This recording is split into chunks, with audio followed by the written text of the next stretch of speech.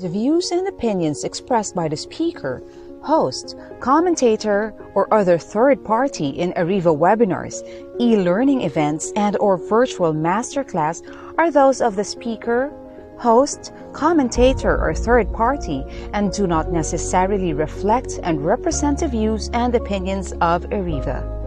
Furthermore, Ariva does not warrant, express, or imply the merchantability and fitness for a particular purpose of any product information, service, or process presented by the speaker, host, commentator, or third party, and Ariva specifically disclaims any legal liability or responsibility for the accuracy, completeness, or usefulness of any product information, service, or process presented. Finally, material or information presentation, opinion, process, or service on any trade name, trademark, manufacturer, or otherwise during Ariva webinars, e-learning events, and/or virtual masterclass do not constitute or imply Ariva's endorsement or recommendation of such opinion, process, service, item, or organization.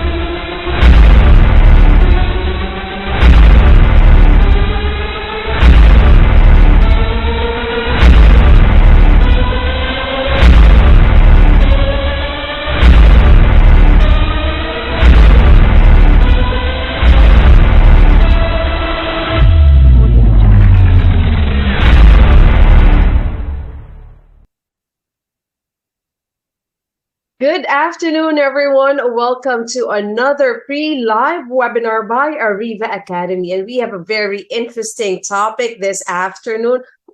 Our topic is how to handle toxic people at work. 24 empowering strategies for managing difficult employees. Really interesting, right? Now, before we get started, let me introduce myself. I'm Kate, and I will be with you the whole afternoon as your host, and I am also very excited, just like you are, to get to listen to our speaker. But before we get to know her, I have a few reminders just to make sure that our webinar will be running smoothly the whole afternoon. Ariva is committed to protecting your privacy, hence stricter security of this webinar has been implemented. So for better viewing of your Zoom experience, we encourage you to please update your Zoom application by visiting their website. And for those of you who are using their mobile gadgets to view this webinar, you can go to either the Google Play Store or the Apple Store so you can download and install the Zoom app. Now, for those of you who are joining an Ariva Academy webinar for the first time, can you type hi in the chat box? We'd love to know who here are first-timers. Also, let us know where you are watching us from. Are you just here in Metro Manila, or somewhere outside Metro Manila, nearby province, or even farther away, like somewhere far south or north, somewhere in Visayas, somewhere in Mindanao, let us know. Checking the chat box, we have from Binyan, from Negros, Laguna, just from Makati, from Taguig, Binondo, Pampanga. I was informed we have a lot of participants who are viewing us from out of town. So let me also greet everyone from Laguna, from Quezon Province, from Pampanga, Bataan, Batangas, Nueva Ecija, Olongapo City, from Baguio, from La Union. We have viewers from Dagupan right now. Also from Nueva Vizcaya, from Ilocos Norte, from Camarines Sur, from Bicol, Catanduanes, from Occidental Mindoro. We have participants from Isabela, from Cagayan, even from Bacolod City, from Cebu, from Tacloban, maupay nga hapon, from Agusan del Norte, from Butuan, from Agusan del Sur, from Bukidnon, from Cotabato, from Jensan, from Davao, and from Zamboanga. Luzon, Visayas, Mindanao, we are well represented. Good afternoon, wherever you are. I hope you're staying dry and having good weather. Okay. So welcome. And to those who've attended in the past, welcome back. We are very happy to have you here again with us this afternoon. Now, I want to do an audio check. I want to make sure that once our speaker is on screen, you will be able to hear the discussion clearly. So can you type 111 in the chat box if you can hear me clearly? You can also type 222 if you can't hear anything. Or you can type 2121 if you can hear me, but I sound choppy or it's laggy or it's breaking up. You can also type question mark if you don't understand what's happening. We'll try to help you out. Let me see. So far, I am seeing a lot of 111s. Thank you so much for that.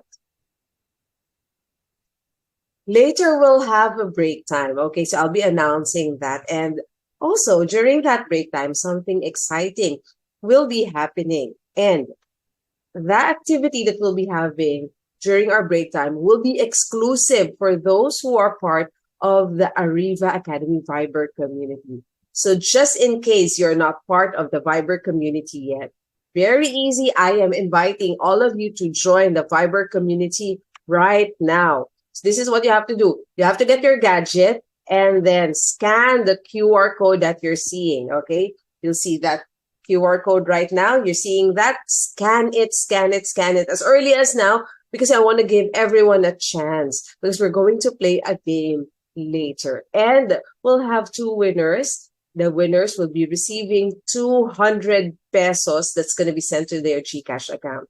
Again, the activity, the game will be exclusive for those who are part of the Viber community. So whether you are watching us via Zoom or watching us via live stream in Facebook, in YouTube, or in LinkedIn, pwedeng sumali as long as you're part of the Viber community. So make sure you scanned the QR code that I've shown, okay?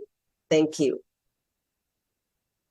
Now, participants' microphones will be temporarily disabled by our administrator during the discussion just to avoid interruptions. But we will allow a Q&A, okay? So what you can do is you can type your questions in the chat box. Type it in the chat box, whether Zoom or via live stream. So we will be reading them later during our Q&A portion. I will be reading your questions. Now, an e-certificate of attendance will be awarded to participants who will successfully complete the entire virtual masterclass. And they will be available 3 to 5 working days after the learning session. This certificate is available for everyone, whether via Zoom or via live stream, okay?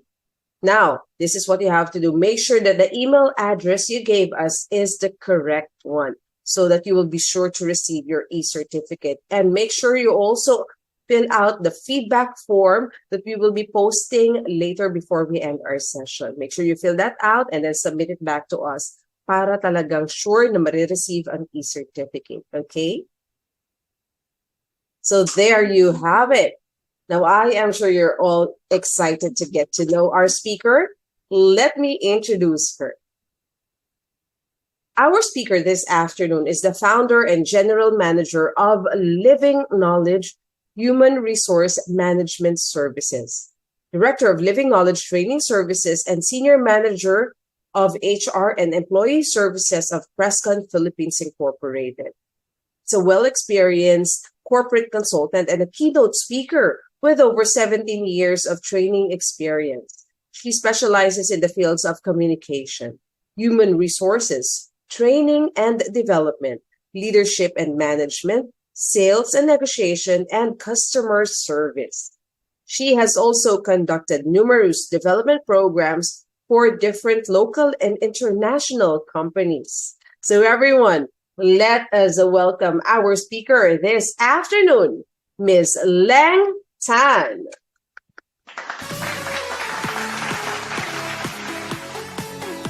Good afternoon. Hi, good afternoon. Hi, good afternoon, Miss Kay. Thank you so much. And thank you for having me today.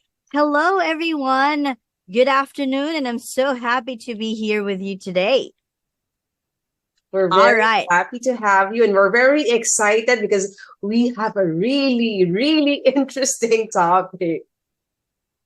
I know it definitely is. And I've been asked this question so many times already. This is one of the things that I talk about in most of the clients that I deal with as an expert in communication, human resources, and people development. One of the biggest concerns of people really is how do we deal with different people, most especially toxic ones, right?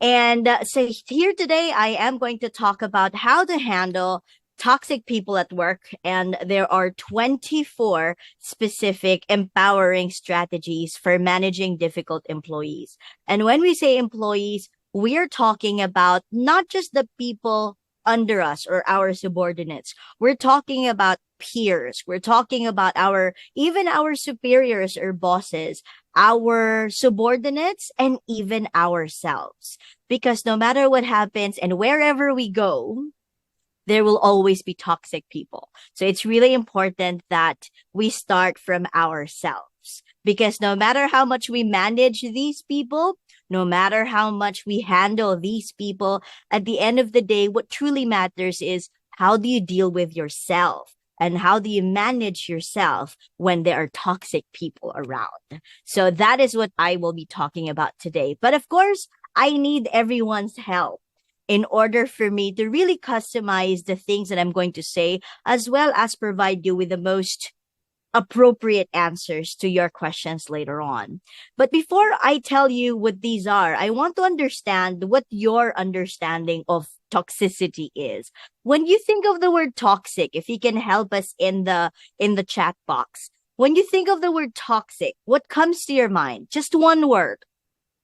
When someone says toxic, apart from Britney Spears, for my fellow 90s babies and millennials, the only toxic that I knew when I was young was Britney Spears' song. But as I grew older, the word changed. The meaning of the word changed. But what about you, everyone? I'm seeing a lot of answers in the chat box. Shall I read them? Yes, please. Thank you. Okay, it's moving very fast, so I'll try to catch up. Deadly, fatal, unhealthy, manipulative person. Toxic is anything that is not good, negative, stressful, ungrateful, draining, uncooperative, dangerous, noxious. A lot of big words. I'm seeing a lot of big words. I know. Ramdam na ramdam ko ang ating participants. I sense the toxicity. The words alone can be quite overwhelming. I even saw a word that said nakakamatay. Oh my goodness. Right. Toxic, and according to John Bon, toxic is anything that is not good for your body. Absolutely. Not just our body, but our brains, our souls, our hearts. I saw words like conflicts, pet peeve, close-minded, uneasy, what is that? Unmanageable, poisonous. Oh my goodness. Self-centered, not okay to be with. That is absolutely right. If you look at all of the words that you mentioned, and these words, you can even find them in the dictionary. These are exactly the synonyms of the word toxic: poisonous, harmful, fatal, detrimental, deadly, harmful to the body. When we talk about toxic, it is actually defined as it's containing or being poisonous material, especially when capable of causing death or serious debilitation. It causes harm. O, diba? Ang daming sagot. I love it. I'm so happy we're all on the same page on this. Mataas ang tingin sa sarili, power tripping, self-centered, counterproductive, and none of these are good, right? And if you think about toxic, the bottom line is when anything is toxic, everything around it is affected to the point that the things around it could die. So if you think about it, when there are toxic people around, the toxicity from this person causes so much harm that it can cause death, figurative death, or literal death. Diba meron nga nagsabi dito, energy suckers. They suck the life out of us, right? And that's why we can't keep on having these kind of people around us. Or even if they're around us, we have to make sure that we're able to handle them and manage them so that they don't kill us. They don't affect us, so that we can still keep on working in spite of the fact that there are toxic people around. Because honestly, toxic people will never disappear. But we have jobs to do. We have bills to pay. We have, kids to raise. We have families to support. So we cannot let these toxic people get in the way of us living our lives and doing our jobs. That is why it is important to handle these toxic people at work. Because setting of expectation, they will never disappear. They will forever be there. No matter where life takes you, no matter what job you have, no matter what position you get into, there will always be toxic people at work. They are everywhere. But what we can do really is manage ourselves and execute and practice different techniques so that we can handle them, so that we can still keep working with them effectively and professionally, despite the fact that there is toxicity around us. Right? But of course, the question now here is, so how do you handle the toxic people at work? The question is, sino ba sila? Who are these people? Right? Sabi nga ni Emily, nakakalason ng ugali. Who are these people na nakakalason, poisonous? But the question is, are they really poisonous? Are they really harmful? Are they really detrimental? Let's just park that question for now. The question now is, who are these people? Who are they? There are different toxic people at work, right? And I'd like to let you know who these are, and feel free to share your thoughts with us in the chat box. I agree. They don't know that they're toxic. Sometimes they don't even know that the things that they're doing are already toxic or harmful. But who are these people? So let me tell you about the toxic people at work, because there are a lot of them. Number one is, we call them the negatron. So we're not talking about the Autobot. We're talking about those people who are negatrons, or some call them negastars. So these people are those who always are pessimistic. Like anything that happens, they'll be the first person to say, that might not push through. That's not good. It's not going to happen. We might not be able to do that. That's not going to work. Hindi yan pwede. Ang pangit naman yan. Hindi yan pwede. So these are what you call the negatrons. The pessimistic ones, those who are unable to see the light at the end of the tunnel, those who are unable to see the bright side of things. Yes, the negative thinker. Thank you, Mark Anthony. Next, number two, we also have the manipulator. For some reason, these people are able to use not so good ways in getting what they want. And sometimes that can also mean having to step over people's toes, having the ability for some reason to manipulate people into doing things they don't want, whether through bullying, whether through pressure or other means, these people end up being able to get people to do things that they initially didn't want to do.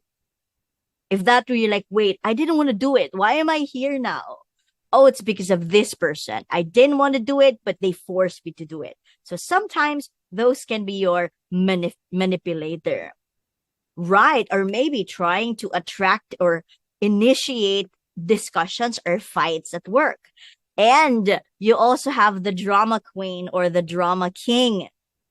These are the victims of different situations. They're the people who would say, I am the victim here. Woe is my life. I went through so many things. People should pity me. And don't get me wrong, it's okay to hear them talk about their stories and sob stories once, twice, thrice. But sometimes these drama queens or drama kings, they do nothing but complain about how life is very tough on them. And sometimes we don't even get to do our jobs anymore because they keep on, talking to us about their problems. But for some reason, they don't really take the advice we give them. We tell them what they need to do. They end up not doing it. And then they cry again about what happened. Diba? In-advisean mo naman, di naman niya ginawa. Tapos, sabi niya, kawawa ako, naapi ako, every single day. And these people, again, suck the joy from our lives. That's number 3. Number 4, we even have the energy vampire. For some reason, every time we see this person, all of the energy in our bodies just get sucked away. Right? I don't know. Sometimes because they're too energetic, sometimes because they're too negative, or maybe they're just too much, to the point that by the time work ends, we're just exhausted physically and emotionally after talking to these people. You also have what we call the jealous competitor, right? You're not really competing with them. Fine, you're better than me. That's fine. But there's really no need to compete, and there's no need to gloat about it, and there's no need to rub it, in people's faces that they're the best, they're the winner, that they have the best idea. Sometimes these people can even go as far as credit grabbing. Oh, that idea was mine, but actually it was someone else's idea, and then they claimed it as theirs. And yes, these people are not just confined in the workplace. You can actually find them anywhere. They are everywhere. It's not just in the workplace, but everywhere. That's why today's discussion is not just applicable at work. It's applicable everywhere because these people are everywhere, right? That's true. Competitive in a bad way. These people, they don't want other people to be better than them. But the thing is, that's a reality of life. We will be better than some people, but someone will always be better than us. And that's not necessarily a bad thing. But the jealous competitor always wants to be the first and always wants to be the winner. Number 5, you have the bulldozer.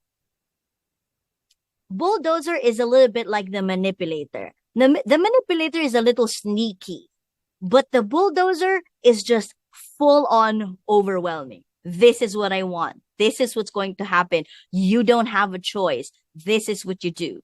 I remember one day I was talking to a person and this person asked me to do something for them, but what they were asking me was not possible. And this bulldozer said to me, "I'm sorry, Lang, that wasn't a question. Do it." Wow. Unfortunately, there are people who are like that. The bulldozer is someone who refuses to acknowledge the fact that not everyone always gets their way. The bulldozer wants wants it their way or the highway, nothing else. Okay, that's the bulldozer. Number 7, have you ever met a party pooper? Ang saya-saya ninyong lahat, and then this person goes, well... And then there goes the joy of the party, right? I remember one day my teammates and I were celebrating a colleague's birthday. And we're like, yay, happy birthday. Come on, speech from the celebrant. And then one of my teammates went, actually, it's celebrator, not celebrant. A celebrant is a priest. A person who celebrates their birthday is called a celebrator. And we're all like, yay, happy birthday. There goes the party. There goes the celebration. Exactly, Alvin. KJ, kill joy. They just rob the joy from the party. But that's not all. We even have the judge. Yes, Emily, panira ng mood. Yung totoo, umamin na po dito. Sino po ang judger? I think at some point in our lives, we might have been one of these, right? It's easy for us to say, oh, this person is this. Di siya marunong. This person is incompetent. This person doesn't know what they're doing. This person is not a nice person. This person is masungit. Right? Thank you for your honesty, Mary Grace and Lemara. That is true. At some point in our lives, we judged a few people. And that's not necessarily a good thing, but it happens, right? Maybe because we just have standards. Maybe because there are just things that we are used to. And when things, are not aligned with our practices or with our values, we tend to make judgments or impressions. Number 9, the man who can't be moved. This is not a song, but there are just some people who are stubborn. Some people can even be called close-minded. Some people refuse to accept suggestions from other people. Some people refuse to acknowledge that some people might have better ideas than they have. And it happens. There really are people who are like that. And I've heard people who would say, Leng, bakit pa ako magsasalita? Why will I talk to this person when I know they're not going to listen to me anyway? They will still do what they want to do. They won't listen to me. Right? So that happens. We call that the man who can't be moved. The person who refuses to acknowledge other people's opinions. Number 9, of course, is the liar. There are people who just either deny things or they make stories up. That really happens. Sometimes, even when you confront them and you ask them, is this true? Did you say it? They will blatantly deny it, even if it was something that they just said like 5 minutes ago. There really are people like that. And again, they are considered toxic people because they just suck the happiness and the joy out of the room. Number 11 is the Karen. Oh my goodness. If we have the Marites is different. The Karen, this person is a nitpicker. The Karen is just someone who sees everything wrong with everything. And this person easily complains, right? This person easily gets offended. The smallest thing that someone says, sasama agad yung loob niya. Mabigyan lang siya ng feedback. For example, hey, I noticed that you were late yesterday.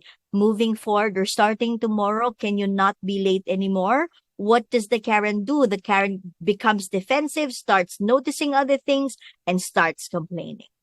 The simplest thing that happens in the office, they're the very first ones to complain. Even if it's something that's very easy, something that they can easily solve, the Karen will immediately start sounding off the sirens. And then, of course, you have the doubter. Oh my goodness. This is someone who has trust issues. Everything you say, they feel like someone has an ulterior motive. Someone has a hidden agenda. The moment you buy, like, let's say, for example, uy, libre kita Starbucks. What does the person say? Do you need anything? What do you want? May kasalanan ka ba? What happened? So that's the doubter. Someone who has trust issues, who doesn't easily trust the things that people do. You also have the angry bird. Present, that's me. The angry bird. Sometimes you have people in the workplace who seem in a bad mood a lot of times. Raise your hand if you're this, or if you know someone like this. You can raise your hand here on Zoom, or you can raise your hand in the chat box. Do you know someone who's like this? Or is this you? Sometimes we're just overwhelmed with so many things happening in the world. Maybe we just have too many things on our plate. Maybe the deadline is right around the corner and we're far from hitting our targets. Maybe people are just not doing what they're supposed to do. Or maybe we've been following up so many times, but it's just not happening. Sino ba naman ang hindi iinit ang ulo? Sino ba naman ang hindi magagalit? Kaya minsan, we become angry birds. And yes, sometimes if we are unable to manage our emotions, especially anger, we become the source of toxicity in the workplace. We also have what we call the tyrants. Usually, these can be bosses, superiors, or managers who crack the whip all the time. These can be micromanagers. They just gave you the task an hour ago. 1 hour later, are you done? Did you do it? Can I see? And then they nitpick everything and they say, change this, change that. I need this tomorrow. And you say, boss, I'm sorry, I can't do it tomorrow. No, you don't have a choice. By hook or by crook, give it to me tomorrow. So sometimes we do experience people like that. But we have to understand that they're like this because they also have deadlines to meet. They also have bosses to answer to. But that's why sometimes they become like so. Now, we also have other types of toxic people like the Jollibee. Can you tell us in the chat box, who do you think the Jollibee is? Or what do you think Jollibee does? Bida-bida? I love the fact that people are admitting to be this in the chat box. Thank you for your honesty. I see people say, me. Yes. Oh, nag-sorry pa si Marinella. Sorry na po. Yes, absolutely. It happens, right? So you have Jollibee. This is the person who is bida-bida. Laging may say, this is me, this is me. I remember, so as a trainer, I conduct training sessions. And I was talking about the challenges of a trainer. And I said, sometimes you will have way too many people in your training room, right? Ideally, you have like 20 or 30. And then this person said, I once trained 100. And I said, wow, that must have been challenging for you. Thank you for sharing. And then I said, and sometimes you will run out of training rooms. You will have to train inside the operations area and not a training room. And the same person raised his hand and said, I once trained on the rooftop. Yes. Bida ang saya. Ikaw na. Right. Merlin said, edi ikaw na. Yes, sometimes you have people like that who want to be the star of the night, who wants to tell people how competent they are, how great they are. They just have so much pride in their work because, they worked hard to be where they are and they just want people to know that. Yeah, you're the best. Number 16, the bum. You have your lazy bum, right? Those people who would say, bukas na, mamaya na, tinatamad ako, or maybe I'll do it tomorrow, maybe I'll do it later. There are two kinds of bums. One who doesn't do the job because they're just too lazy to do it, or one that does the job, but barely, and sometimes even there are a lot of errors. But they would say, I submitted it, right? That's what matters. I submitted it, but because they have a tendency to be lazy, the quality of the output isn't good.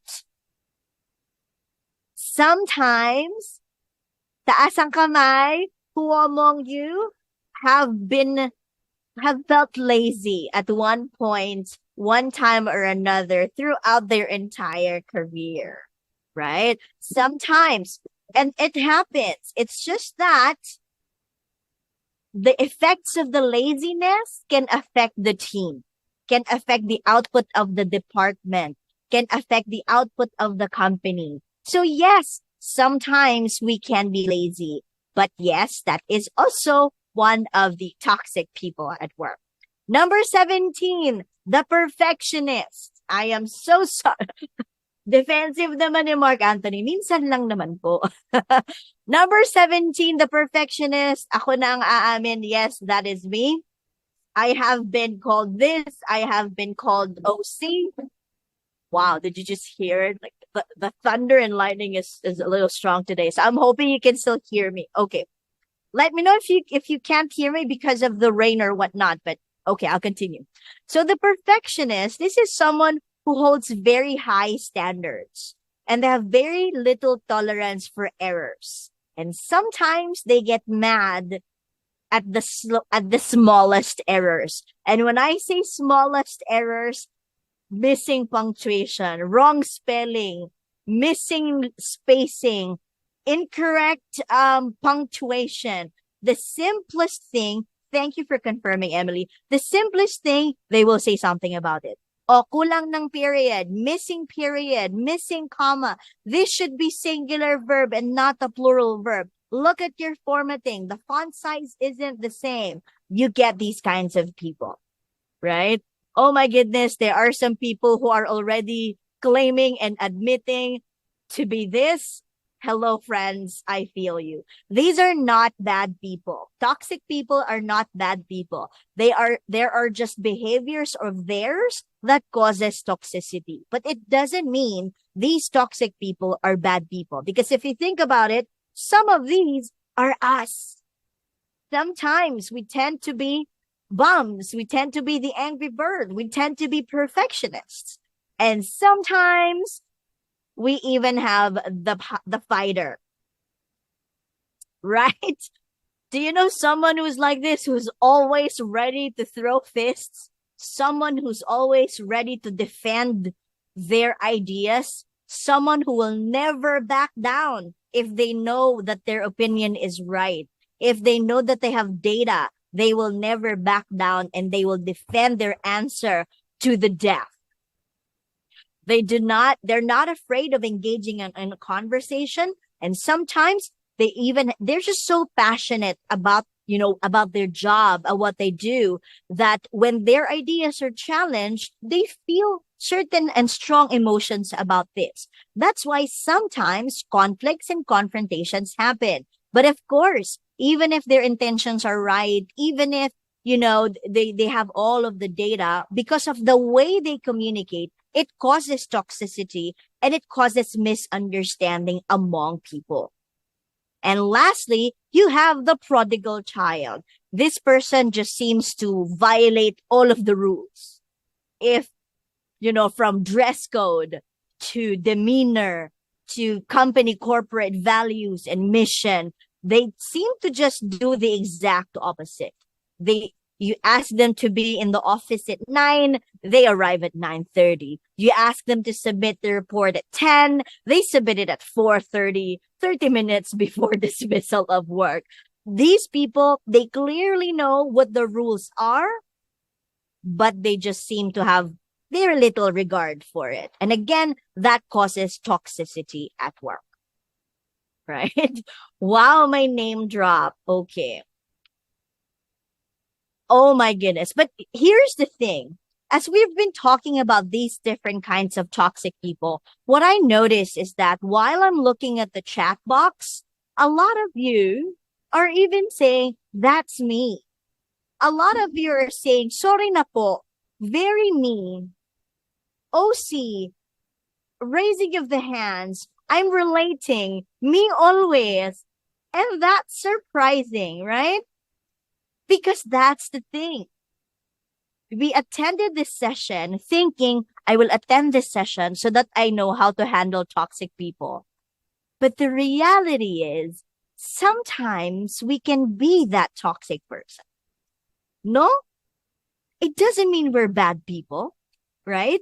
Yeah, self-aware for the win. I love it. That is true and that is correct. And I remember Honey May sent in the chat box, and a lot of people liked it as well. We are all toxic people. We are all toxic people. Is that the realization of the day? And I will repeat what I said. Toxic people are not bad people. The toxicity is just a behavior that we display, mainly because we are under stress, maybe because of all of the pressures we are encountering at work and maybe even at home. Or when we are at work, there's just so many things happening at home that we're unable to manage our emotions. And it has affected how we deal with things. And maybe that's why we have become the Jollibee or the perfectionist or the fighter. The important thing is we have to be aware that these things are happening. But we cannot let these people remain toxic, and we cannot remain toxic either. Can you imagine if all of us in the workplace or even at home, in the family, are all toxic people? What happens? What is the impact if we do not manage toxicity in the workplace, whether it's coming from us or coming from other people? And yes, Marilyn, thank you. Nobody's perfect. We're all toxic people. That's a reality of life. But just because we're toxic, we stop there. We have to be self-aware so that we manage it. Because if we don't manage it, Shani says chaos happens. And that is absolutely true. If we do not manage toxicity, chaos happens. There are different impacts of unmanaged toxic people, whether it's our colleagues, family members, or even ourselves. If we don't manage this toxicity at work, a lot of things can happen. And I agree, chaos, right? And I love the realization as well. We're toxic people, but we can control our own toxicity. Unlike others, they can't. And that's why we're here today. In the event that there are people around us who cannot manage their own toxicity, what do we do? Right? If we don't manage toxicity, it will grow like cancer. Right? So there are different impacts for different people, different teams, and different departments. First, we will become physically and emotionally drained employees. Imagine you are in the office for 8 hours and the people that you're with just drained all of the energy from your brain, your body, and your soul. And then you come home. What happens to the people at home who have been waiting for you the whole day? It just drains it. If we allow toxic people to affect us, what are we left with after the day? If we are unable to manage or handle these toxic people, working environment will be extremely uncomfortable. It's going to be awkward. No one would want to look forward to coming to work. Can you imagine every day waking up and say, oh my God, I have to go to work again and see that person again? We don't want to live a life like that every day. If these toxic people are unmanaged, it will reduce our self-esteem and confidence, especially if you are met with a bulldozer, with a fighter, and you're the type of person who is non-confrontational. So what would we do? When there are fights and confrontations, we keep our emotions to ourselves. But at the end of the day, what do we say to ourselves? And I've encountered this before. I remember attending a meeting and there was this confrontation, and this colleague of mine said, this is you, don't do this, don't do that. And because I was non-confrontational, I kept quiet. But at the end of the day, I got mad at myself because I said, why didn't I say anything? Why didn't I ask? Why didn't I defend myself? And because of that, my self-esteem went down. Because of that, my confidence went down. I didn't know how to deal with people. And that's not a very good feeling. My mental health suffered. My emotional health suffered because I didn't feel confident and I did not feel good about myself. And because of that, I experienced a lot of frustration towards myself and hostility towards other people. Why would I want to work with a person who has been screaming his head off at me? Right? Exactly. Mawawalan ka ng gana. You wouldn't have the excitement to go to work because you feel hostile and you feel resentment towards your colleagues. Of course, it becomes an unhealthy working environment. You wouldn't want to work with these people again. And the last thing we want to happen is people to come to work and then leave without establishing good relationships with their colleagues.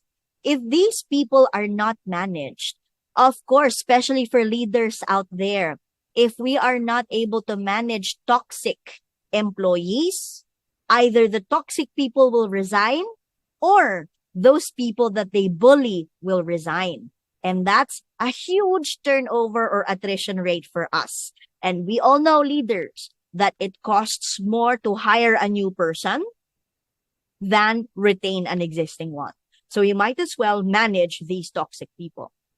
Of course, if people are toxic, there will be strained relationships. Yung mga hindi nagpapansinan, parang mga bata, ayaw mo sa akin, ayaw ko din sa'yo. Hindi mo ko pinapansin, hindi din kita papansinin. What happens? No one's talking at work. There goes your teamwork. There goes your collaboration. So we don't want that happening as well. What else?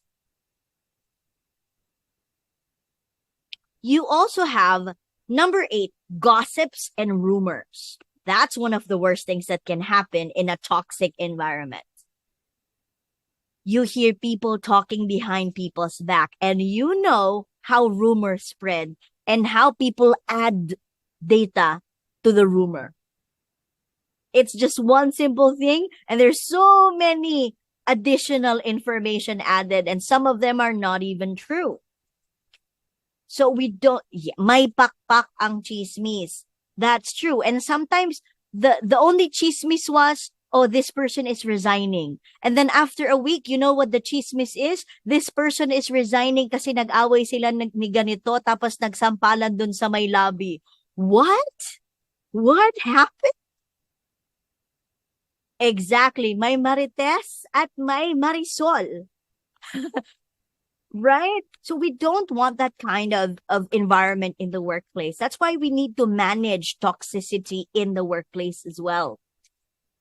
What else can happen? Suppressed emotions. Suppressed emotions. We don't want this happening because when people's emotions are suppressed, they don't talk about what they feel. And when they don't talk about what they feel, they will implode, they will explode, and things will be too late that we can't do anything about it anymore. We will lose people again and again and again and again.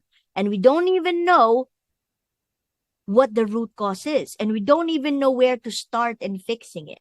So we don't want to leave these toxic people unmanaged, right? And lastly, if the unmanaged toxic people continue to proliferate in the workplace, there will be no teamwork. No one will want to work with each other. I have been a leader for more than a decade, and handling toxicity is one of the challenges of a leadership position, mainly because in the workplace, there are different people with different personalities. We all come from different provinces.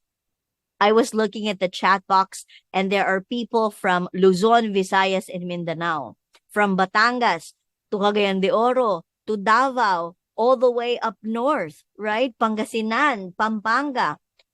And each region in the Philippines, Benguet, oh my goodness, Laguna, each region in the Philippines, we have our own personalities. We have our own pamahiin. We have our own practices, and we have our own beliefs. When you put these people together, automatically misunderstanding happens. Just by communication, even just by accent, right?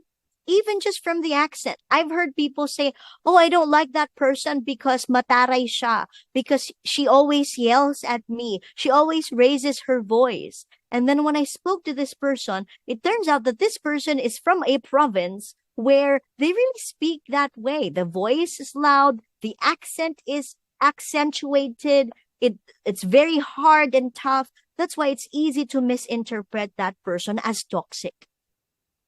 For example, I am from Batangas.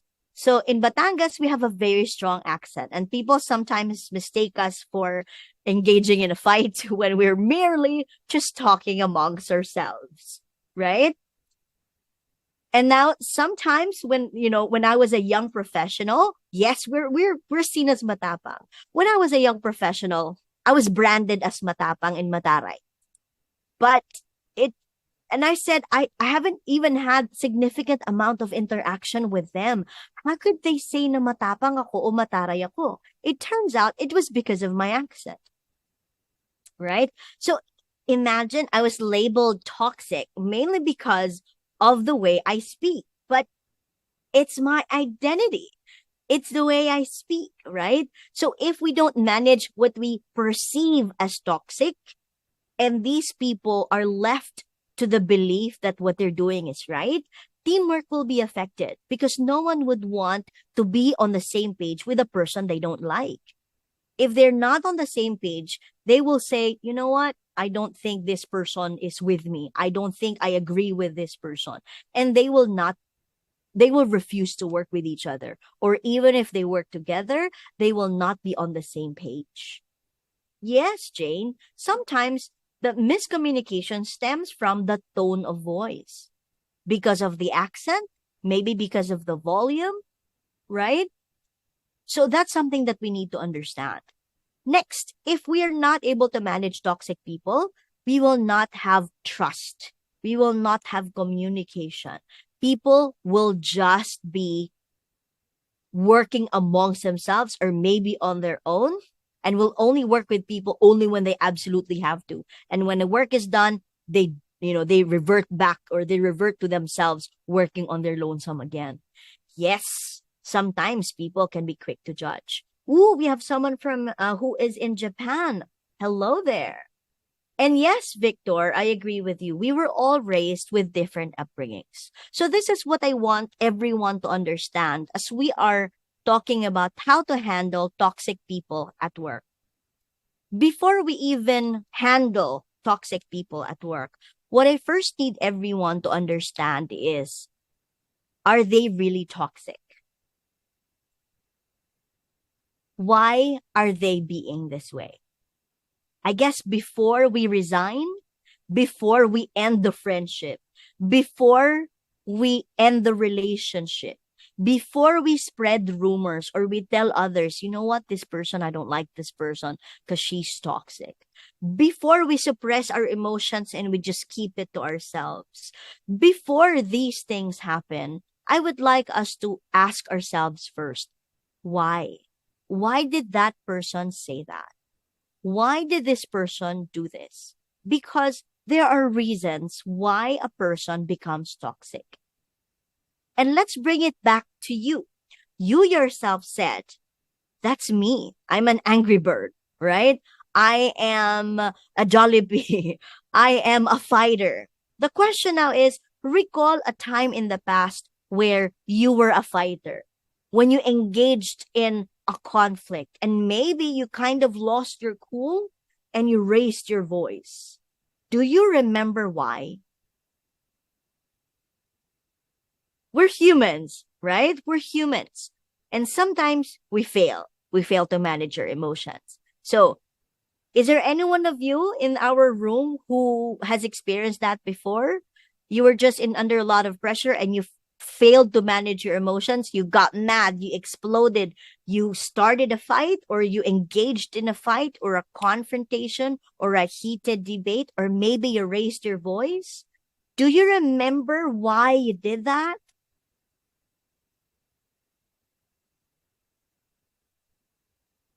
Baka naman meron kang pinagdadaanan.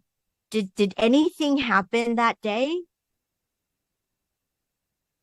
I remember there. Thank you for sharing. I remember this. So recently, I was in a meeting and a colleague of mine, I found out that one of our colleagues, who's usually calm and collected, in one of the meetings just exploded and inaway niya, like he just kept on berating one of his fellow employees in that meeting, and he just wouldn't stop. And I was so surprised because I've known this person for years now, and I've never known him to lose his cool.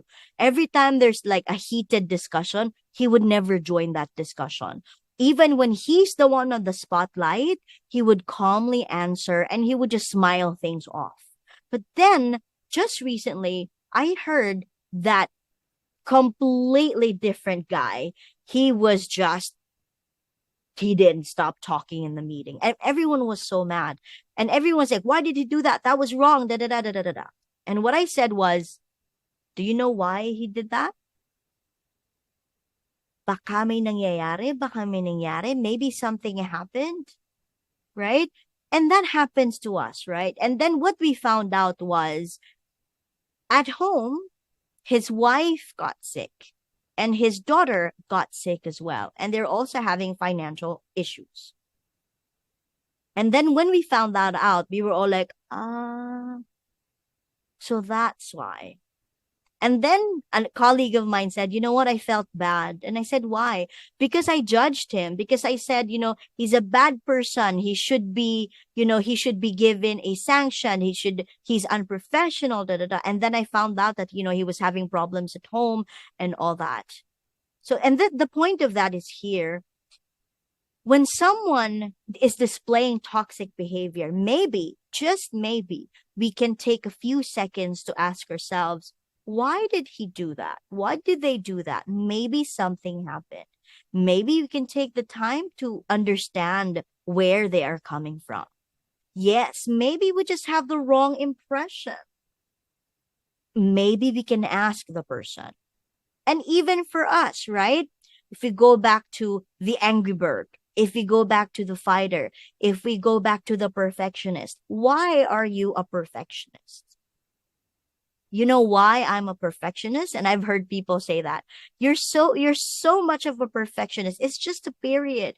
It's just a capital letter. Why are you making such a big fuss? You know what I said? That's because it's our brand. Everything that comes out of your inbox doesn't just come from you. The recipient of that email does not just see you.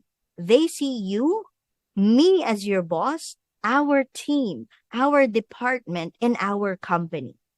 And that is why I'm a perfectionist. Because our work email is a representation of the brand, not of ourselves.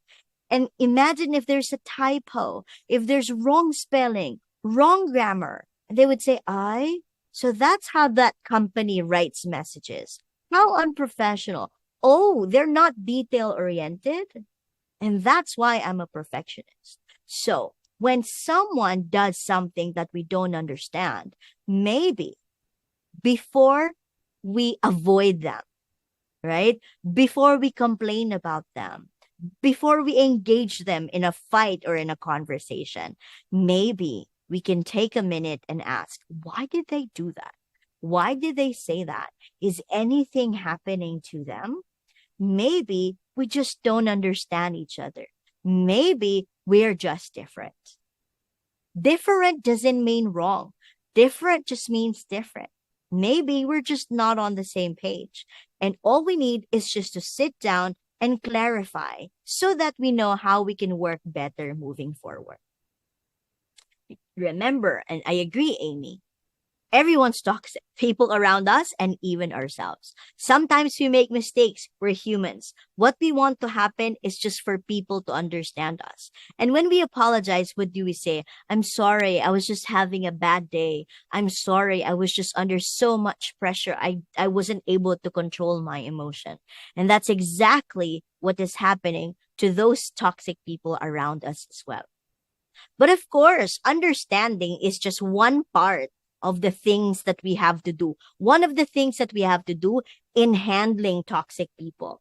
Because I remember one of you even said that, yes, we have to control ourselves. We have to be self-aware. We have to control ourselves. But what do we do with the people who are not self-aware? What do we do with the people who are unable to manage their emotions and are unable to manage their own toxicity? How do we handle those kinds of people?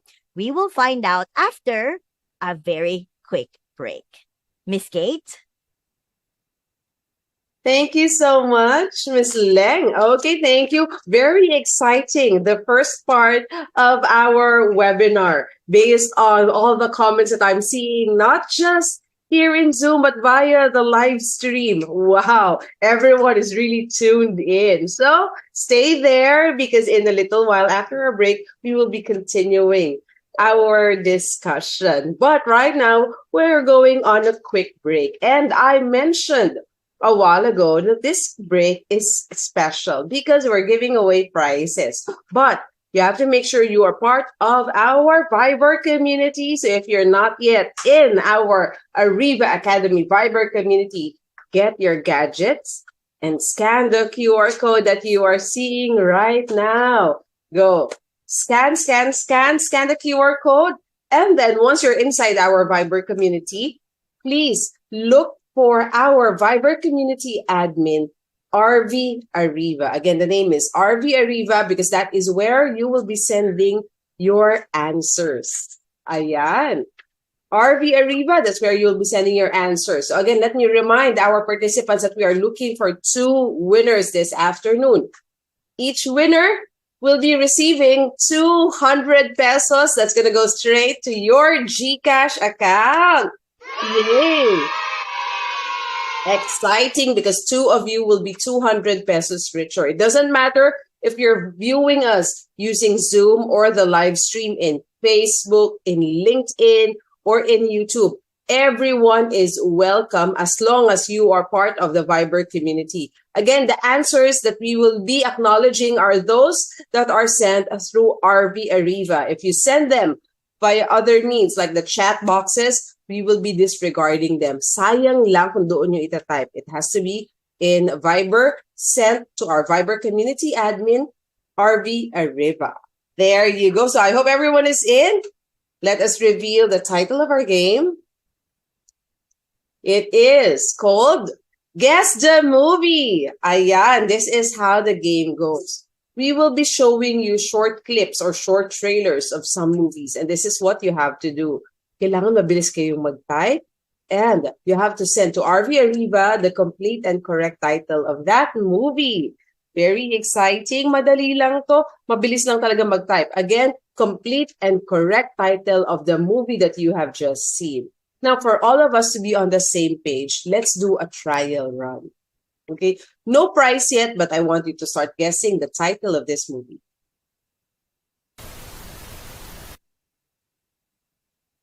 Sinamantala niyo lahat ang kahinaan ko! Hindi, magbabagong taon na. Hindi! Walang bagong taon! Wala sa pamilyang to magbabago! There you go. That's just the first. Ayan. Ang hirap namang habulin. You're seeing how the chats are coming in very, very fast. Let me see. The answers I'm seeing are anak, madrasta, pamilya, Filipinas. Any other? Bata, paano ka ginawa? Separada. Walang himala. Walang magbabago. So those are the answers. Tanging yaman. Okay, so those are the answers that you gave. But what is the title of that movie? It is Filipinas. So some of you got it right. Again, let me remind everyone, it has to be complete and correct title. Just in case the title is more than one word, kailangan kompleto lahat ng words. Walang missing, pero wala din dapat extra words, okay? Even the spelling should be really correct.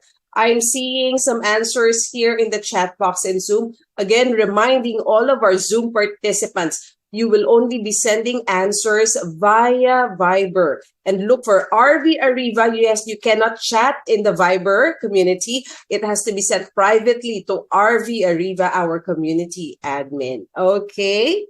So there you go. Now, this next clip will make you 200 pesos richer. Let's watch it. Pinasa mo na sana sa akin, hindi sana tapos na yung laro, di ba? Ikaw mismo. So na magaling, sige.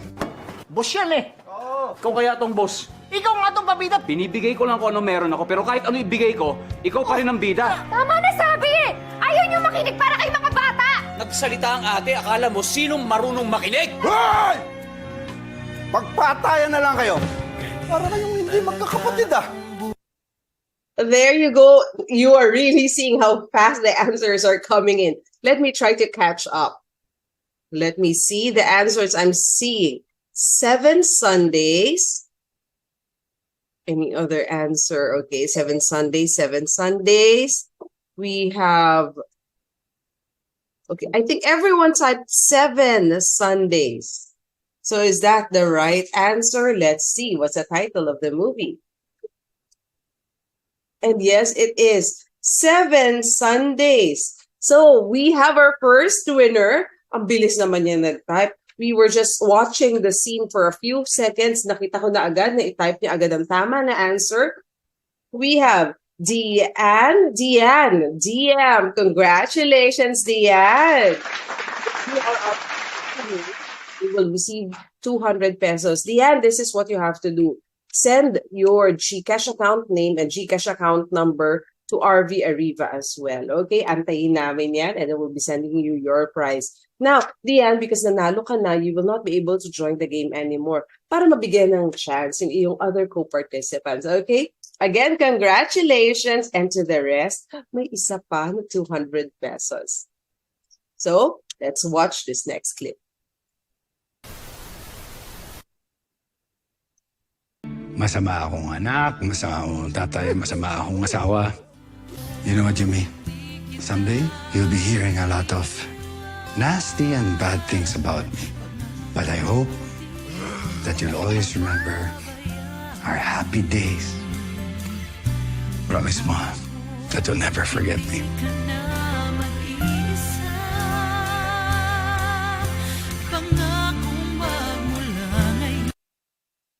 There you go. Okay.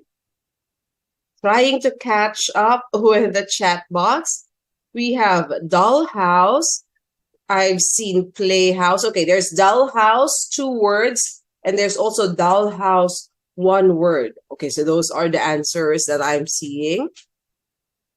Let me see. Are there other answers? Checking. So far, everyone typed dollhouse, but instant daddy there. There's also that. Let's see, what is the title of the movie?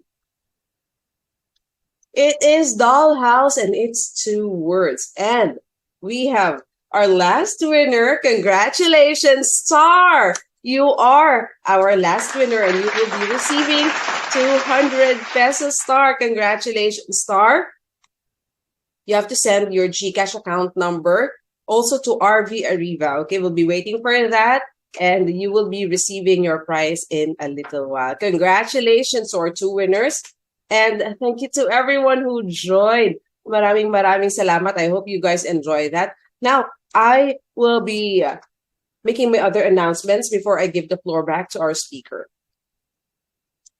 Stay on top of our insights and updates. Stay connected with Ariva Academy. You can join Ariva Academy's Facebook group. You can also like Ariva Academy's Facebook page.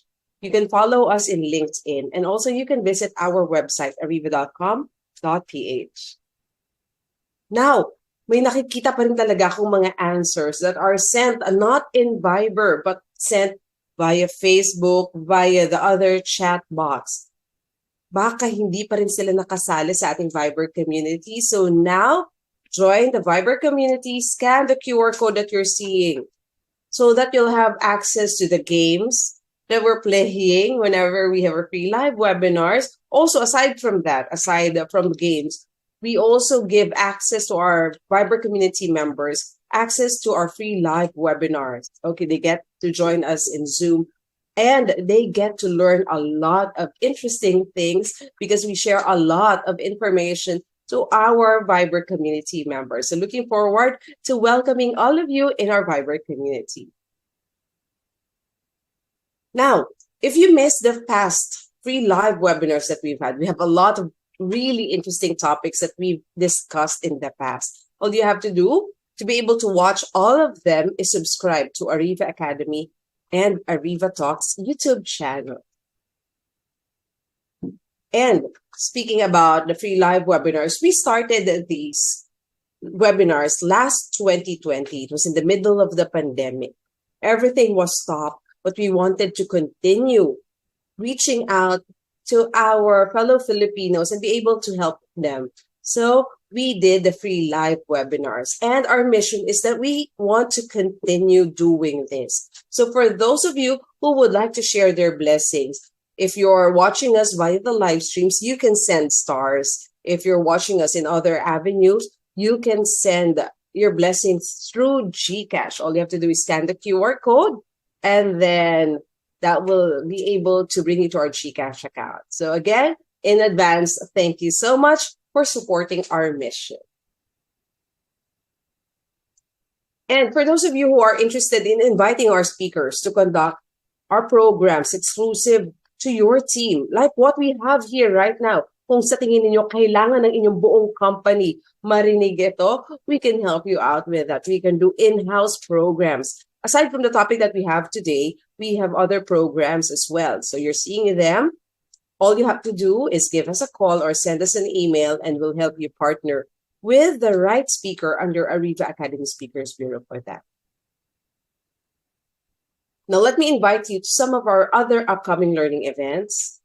We have on July 11, the Hiring Edge, Advanced Interviewing Techniques and Hiring Strategies, and Exceptional Employee Onboarding, how to create a seamless onboarding experience in a hybrid workplace. These two topics will be discussed on July 11.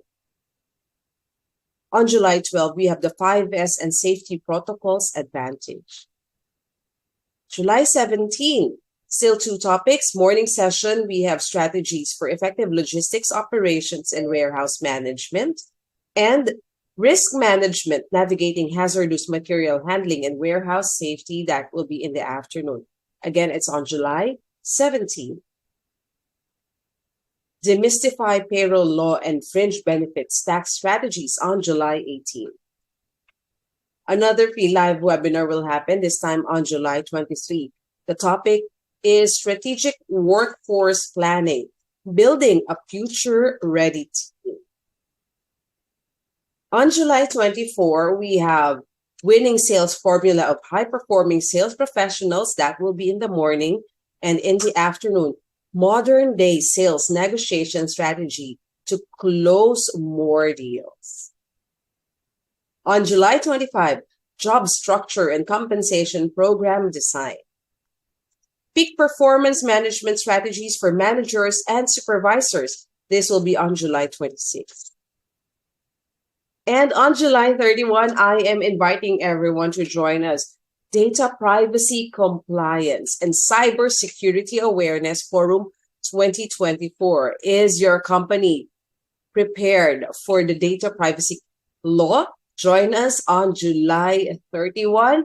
Again, Data Privacy Compliance and Cybersecurity Awareness Forum 2024. Now, on August 1, we have Master MS Excel to boost your office productivity and improve efficiency. On August 2, morning session, we have current developments in labor law and jurisprudence. And in the afternoon, how to effectively terminate a problem employee and avoid costly illegal dismissal cases. A free live webinar will happen on August 6th. Paving the way for thriving in a digital world, an introduction to the Davidic growth paradigm. That's on August 6th. And on August 8th, fundamentals of cash flow and working capital management. On August 9, the Etiquette Edge, business etiquette and social protocol for the modern workplace. And this one, I am very excited to share this with all of our participants. Join us for the 14th Philippine HR Congress 2024, and our theme for this year is HR Evolution, adapting to a changing workforce and management. Innovate, adapt, and thrive. You're seeing all of the speakers that we will be having with us for 2 days, and we will be in One Ayala in Makati. So found a new home for the Philippine HR Congress. It's going to be in One Ayala, and that is just in Makati City. So everyone, madaling puntahan. Easy easy way to get there via MRT. If you're bringing your car, huge parking space. It's a huge place. It's in the middle of Makati City in Ayala. And I am also giving everyone a chance to join us for free. Become a VIP delegate for free. All you have to do is you have to scan the QR code that you are seeing. So again, get your gadgets and scan the QR code that you're seeing right now and join us on October 8 to 9. October 8 to 9 at 1 Ayala in Makati City. This is the Philippine HR Congress 2024. It's the biggest and grandest HR event of the year. So we're very excited to have all of you with us. And again, don't miss this chance because it's a chance to join us for free, become one of our VIP delegates. That is on October 8 to 9 already. Okay, there you have it. I won't be taking much of your time because I know we still have a lot to discuss this afternoon. Let us again welcome our speaker, Ms. Leng.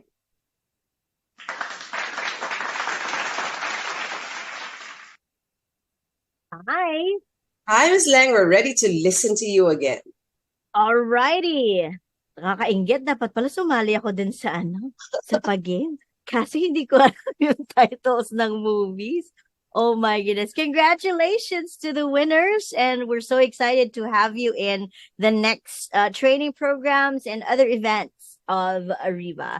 Okay, let's continue. So sabi nga natin kanina, intindihin natin ang ating mga sarili, self-awareness and understanding other people. Pero ito na talaga. What are the 24 different strategies, 24 empowering strategies for managing difficult employees? Now, I have decided to divide the 24 strategies according to certain categories. So, 6 strategies if you are dealing with toxic peers. Right? Hindi mo boss, hindi mo rin naman subordinate, but these are your fellow workers, maybe people who are of the same position as you or same job level as you. And another set would be, what if you're dealing with a toxic boss or a toxic manager? How do you deal with them? Because of course, most of the time, a lot of people would say, I don't want to say anything because he's my boss. I don't want to get in trouble. I don't want to lose my job, so I'm not going to do anything. Well, you won't exactly lose your job just by speaking up. So I will share with you 6 things that you can do in order for you to deal with a toxic superior, whether it's a supervisor or a manager. Third is dealing with toxic subordinates. Are you a leader, a supervisor, or a manager, and you happen to have subordinates who display toxic behaviors, your subordinates who just suck the joy out of your life and out of your body? How do you deal with these kinds of subordinates? I again have 6 things that you can use. And lastly, there are 6 things that you can do so that you can manage yourself when handling toxic people. Because I remain with that statement. You can always do the first 3 things. You can deal with toxic peers. You can deal with supervisors and subordinates. But what if, no matter what you do and no matter what you say, they just refuse to change? You know that you have a circle of control and a circle of influence. And right inside that circle of control is yourself. When things refuse and when people refuse to be controlled, when people refuse to change, and we don't have power or control over them, what we have control over is ourselves, our feelings, and our reactions. So, how do we manage ourselves when we are handling toxic people? Okay, let's start with handling or dealing with toxic peers. Our fellow colleagues, our co-workers, right?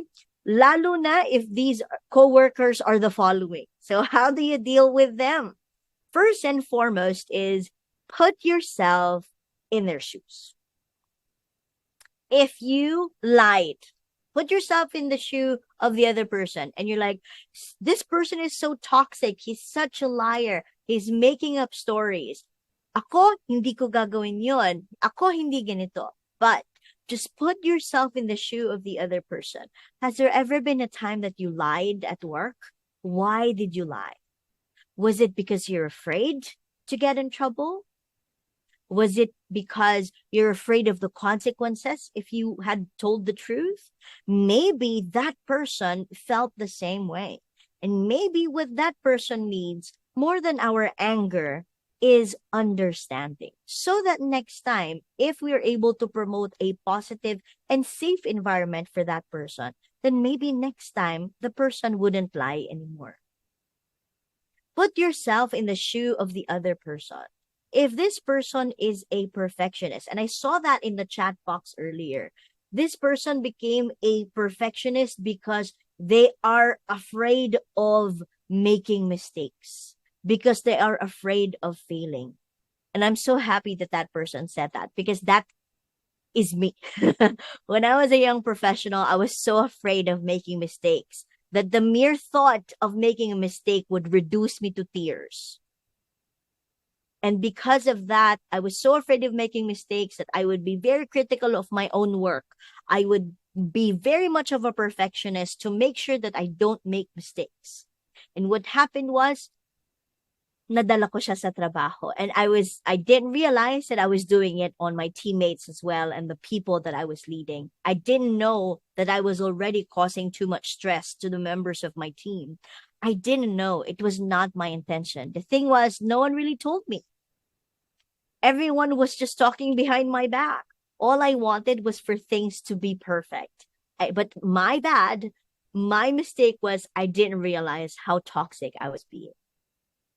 But if you put yourself in my shoes and you realize how scared I was of making a mistake, then maybe you would be more understanding towards me, and maybe you'd be more understanding towards the people as well.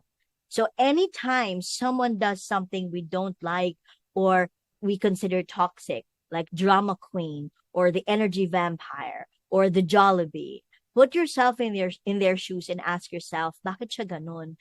Maybe there's something that we can do so that we can help them out. Because once we understand them, we can connect to them.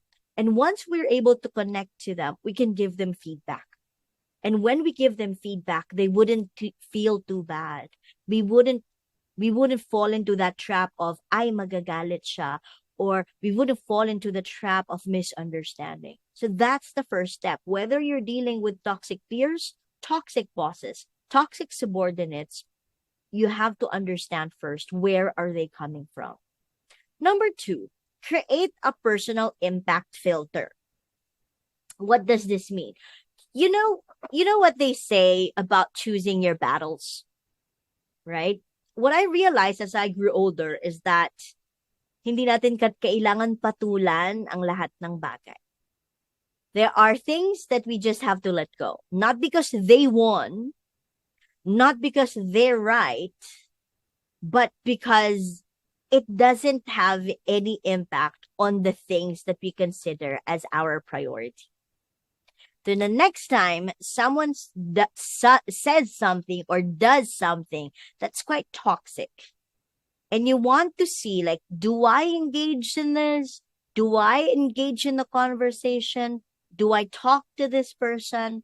If someone keeps on, like, maybe screaming at you or yelling at you or saying things that shouldn't be said, ask yourself, does this person or issue have any impact on my mental health, financial health, physical health, and all other health? Because if this person does not have any influence or impact on your life, on your finances, on your priorities, then why should we waste time engaging this person? Yes, sometimes peace is more important. In Filipino, kung wala naman siyang maiko-contribute sa iyong buhay, sa katahimikan mo, sa isip mo, sa physical health, mental health, social health, spiritual health, financial health, then just let it go. Because this person is not of such significance for you to spend words, time, or energy. So the next time something toxic happens, ask yourself, will I get rich? Will my mental health be affected by this issue? Will my job be affected by this issue? Will this have any impact on my priorities? If the answer is no, if it has no added value to your life, just let it go. Don't bother with it, because when you let something toxic affect you, it will just ruin your day and your life. Kung walang ambag sa iyong kaligayahan, wag na po nating patulan. Okay? Yes. Dedma is the word of the day. Number 3, give them honest and direct feedback. Especially for a lot of Filipinos, this is something that we're not very comfortable with, right? And because most Filipinos are non-confrontational, to the point that we beat around the bush, right? Sometimes you'd hear someone say, I want to tell you something, but I hope you won't get mad because, as your friend and as your colleague, I want to make sure that, if there are things that have to be said, I will say it. I'd rather that it come from me rather than from other people because, we're teammates. So I want to make sure that, if there's anything that affects a team, that you be the first one to know rather than from someone else. But, I hope you won't get, there's just so lengthy introduction when we can just say, hi, I'm sorry to be the person to tell you this, but earlier I noticed that during the meeting, I understand that things got a little heated and a number of us raised our voice. I understand that it was something that, we felt very strongly about. Next time, I would recommend that if we need to take a break, just to allow us to control our emotions so that we can continue the meeting. That we don't need to go through hoops. We don't need to say sorry. We don't need a lot of introduction. We just need to get that message out. Because remember, we're all professionals. Whether the feedback is real or not, or genuine or not, the fact is, it's feedback. Let's give it and let's receive it. Number 4 is try deciding on a compromise. This is where negotiation skills come in. Rather than saying no and one side is no and one side is no, can we meet halfway?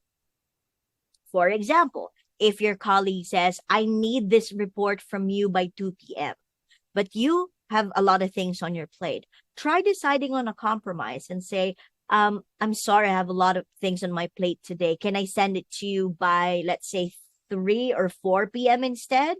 So rather than saying, no, I have a lot of things I need to do, I can't send that at 2. Remember that this person is still your teammate. You're under one, you're in one team. You have one goal. When you say no to your teammate, you're saying no to your team. So try to decide on a compromise and negotiate the deadline. Number 5 is use the gray rock method, especially for people who don't stop screaming. There are people who are just after emotions, right? Some people just want to elicit emotions out of you. Some people just want to see you mad. Try the gray rock method where you don't give them what they want. If they keep on yelling and yelling and yelling, let them finish everything they're saying. And, just manage your emotions, control your emotions, because nothing will happen if you engage this person. So let this person finish everything and say everything they want to say, and just say, are you done? I'm sorry you feel that way. What do we do moving forward? So it's pretty much just don't give them the reaction that they want. If they are looking for a fight, do not give them that fight. You are a professional. Do what you're supposed to do and do what a professional is supposed to do. Number 6 is choose your battles, right? We don't need to engage everyone every time, especially going back to your team. Does this have something to do with the team? Does this have something to do with the objectives of your job as a department, as a unit? If it doesn't deserve your time or energy, you don't need to engage in that battle. Even if they think, you didn't say anything, I won. It's working. Being a professional is not about winning. Being a professional is doing the right thing in order to get the job done at work, to help your team and the company achieve its objectives. Ooh, I like this one. Rise above the situation and escalate if needed. Okay. Let's go. So that's for toxic peers. Let's go with dealing with toxic superiors. So what if it's your boss? Number 7, be honest, but still professional. I hear a lot of people who would say, oh, that's my boss. I might lose my job. Or my boss might pick on me. Trust in the fact that your boss can be a professional as well. And don't worry, as HR professionals, no one really loses their job just by simply not doing what their boss wants. There's always that, discussion. There's always that meeting, and there's always due process. So no one really gets fired just by simply saying no.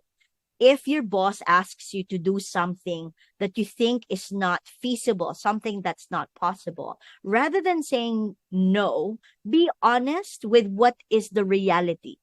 What is your capability given the deadline that was given to you, and what can you negotiate with your boss? So be honest. As a manager as well, I get really upset when people say, yes, ma'am, I'll do it. And then when I ask for it, it's not there. My take on it is, if you can't do it, I'd rather know now so that we can determine when it is possible, rather than you say yes to me now only to find out during the deadline that it's not possible. So honesty is still the best way to go. Being honest doesn't mean disrespectful. Being honest means you are a professional informing your colleague kung ano yung dapat gawin. Number 8 is clarify objectives, tasks, and targets. Sometimes miscommunications happen, and maybe, just maybe, the objectives were not clear. Maybe the tasks were not clear. The targets were not clear. Maybe we are so focused on what needs to be done that we don't really know where we're going. So don't be afraid to ask your boss. I just want to understand, why are we doing this again? What is the target for the month? What's the target for the year? What do I do to help the team achieve it? Don't be afraid to ask and clarify, so that everyone is on the same page as to where you are going and how you're going to get there. Number 9, this is one of my favorites. Determine points of interaction. This just means only interact with your boss when absolutely necessary, right? If your boss is really stressing you out for whatever reason, whether they meant to stress you out or not, right? Determine points of interaction, or maybe limit points of interaction. Sometimes some bosses can just be very stressful. I don't know the reason. We don't know the reason. Maybe there's something going on. Maybe they have a lot of, they're experiencing a lot of pressure. That's why they're not exactly a happy person to be around. So determine points of interaction. Only be with that person when you absolutely have to. And spend the rest of your time doing what you need to do to help your boss out and to help your team out. Okay. Number 10 is update them regularly. Sometimes bosses or managers sometimes they get upset, maybe because they don't know what's happening and no one is updating them. And sometimes as a leader, this has happened as well. I will only find out that there's a problem when the problem has exploded and it's too late. And I hope that doesn't happen. And I always tell the people that I work with, when there is a problem, you need to let me know so that I can help you, so that we can put out the fire together. Or even if we can't put out the fire, at least I know. And when the management asks me, I am not blind. I can always help the team, and I am updated. So before even a problem gets worse, please make sure to update your boss regularly, to update your manager regularly, so that they are aware if there are issues and they can help you and they can get you the help that you need. Number 11, if all else fails, escalate. If sumusobra na talaga, if you think that what the boss is doing is not right anymore, or what happens is, beyond what is acceptable in the company with regard to its policies as well as the core values, then it is right to escalate. You can either escalate the person to their boss or consult HR. Rather than We prefer that rather than you tell everyone else or you tell other people, but the management or HR is not aware. So if all else fails, please escalate. And then know when to avoid, alter, adapt, or accept. So if you're dealing with your boss, you have to know when to avoid. But you can't always avoid your boss because there are meetings, right? So know when to change whatever needs to be changed. If it cannot be changed, adapt to it. If you find yourself unable to adapt, maybe it's time to accept the fact that this is just how things are going to be. Just so you can be more accepting and be less stressed, because you know that this is the reality of the people or of the environment. Okay?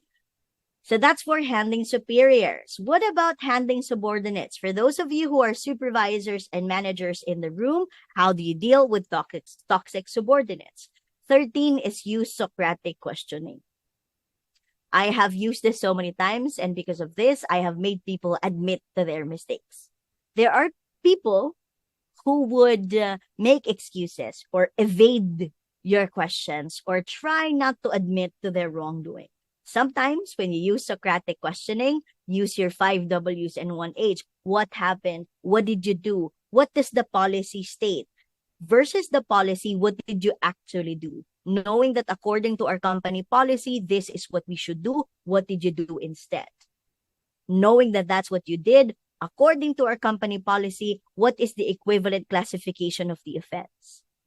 So if you use Socratic questioning, they themselves will admit to the offense or to the mistake or to whatever they did not do or the mistake that they did. Number 14, for managers and supervisors, don't forget to document toxic behaviors and establish the root of toxicity.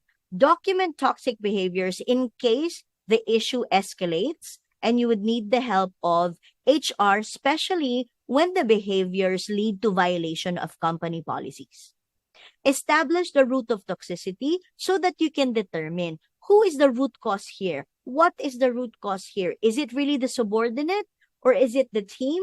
Is it the environment? Is it the company? Remember that we can never manage a problem if we don't know the root cause of it. So make sure that you determine the root cause. Number 15, as a manager, as a leader, our job is to find and execute solutions. Is it bonding the team? Is it building a team with a similar goal? Is it really sitting down and telling people and establishing the rules of the department or the team? You need to find and execute solutions. And number 16, be prepared to make hard decisions. As a leader, sometimes we have to confirm, is this person really fit for this team? Maybe the person has the technical skills, but what about the values? Does this person really deserve to be in this team? Be prepared to make hard decisions, whether it is issuing a notice to explain, whether involving HR, or whether deciding if you are to enroll this person in a performance improvement plan. As a leader, I know that one of our jobs is to look out for our subordinates, but another part of our job is protecting the interest of the company as well. And that means we have to make some hard decisions. Number 17, follow performance management standards. What is written in your company policy? What's the due process, corrective actions? Because we want to do number 16 and 17 to nip the issue in the bud and also to let other people know that this is something that we do not tolerate. Because if we don't manage toxic subordinates, they're like bad apples. They will infect others as well. And you don't want that happening. So you want to manage this person, this toxic person, and make sure that everyone is aware that what you're doing is within the regulations of the company to ensure that you're not only upholding the rules, regulations, and policies of the company, but you're also making sure that you're promoting a positive environment with your subordinates. Lastly, for leaders handling toxic subordinates, please understand and implement company policies. I remember as an HR professional, I would receive requests from bosses, please terminate this person for non-performing.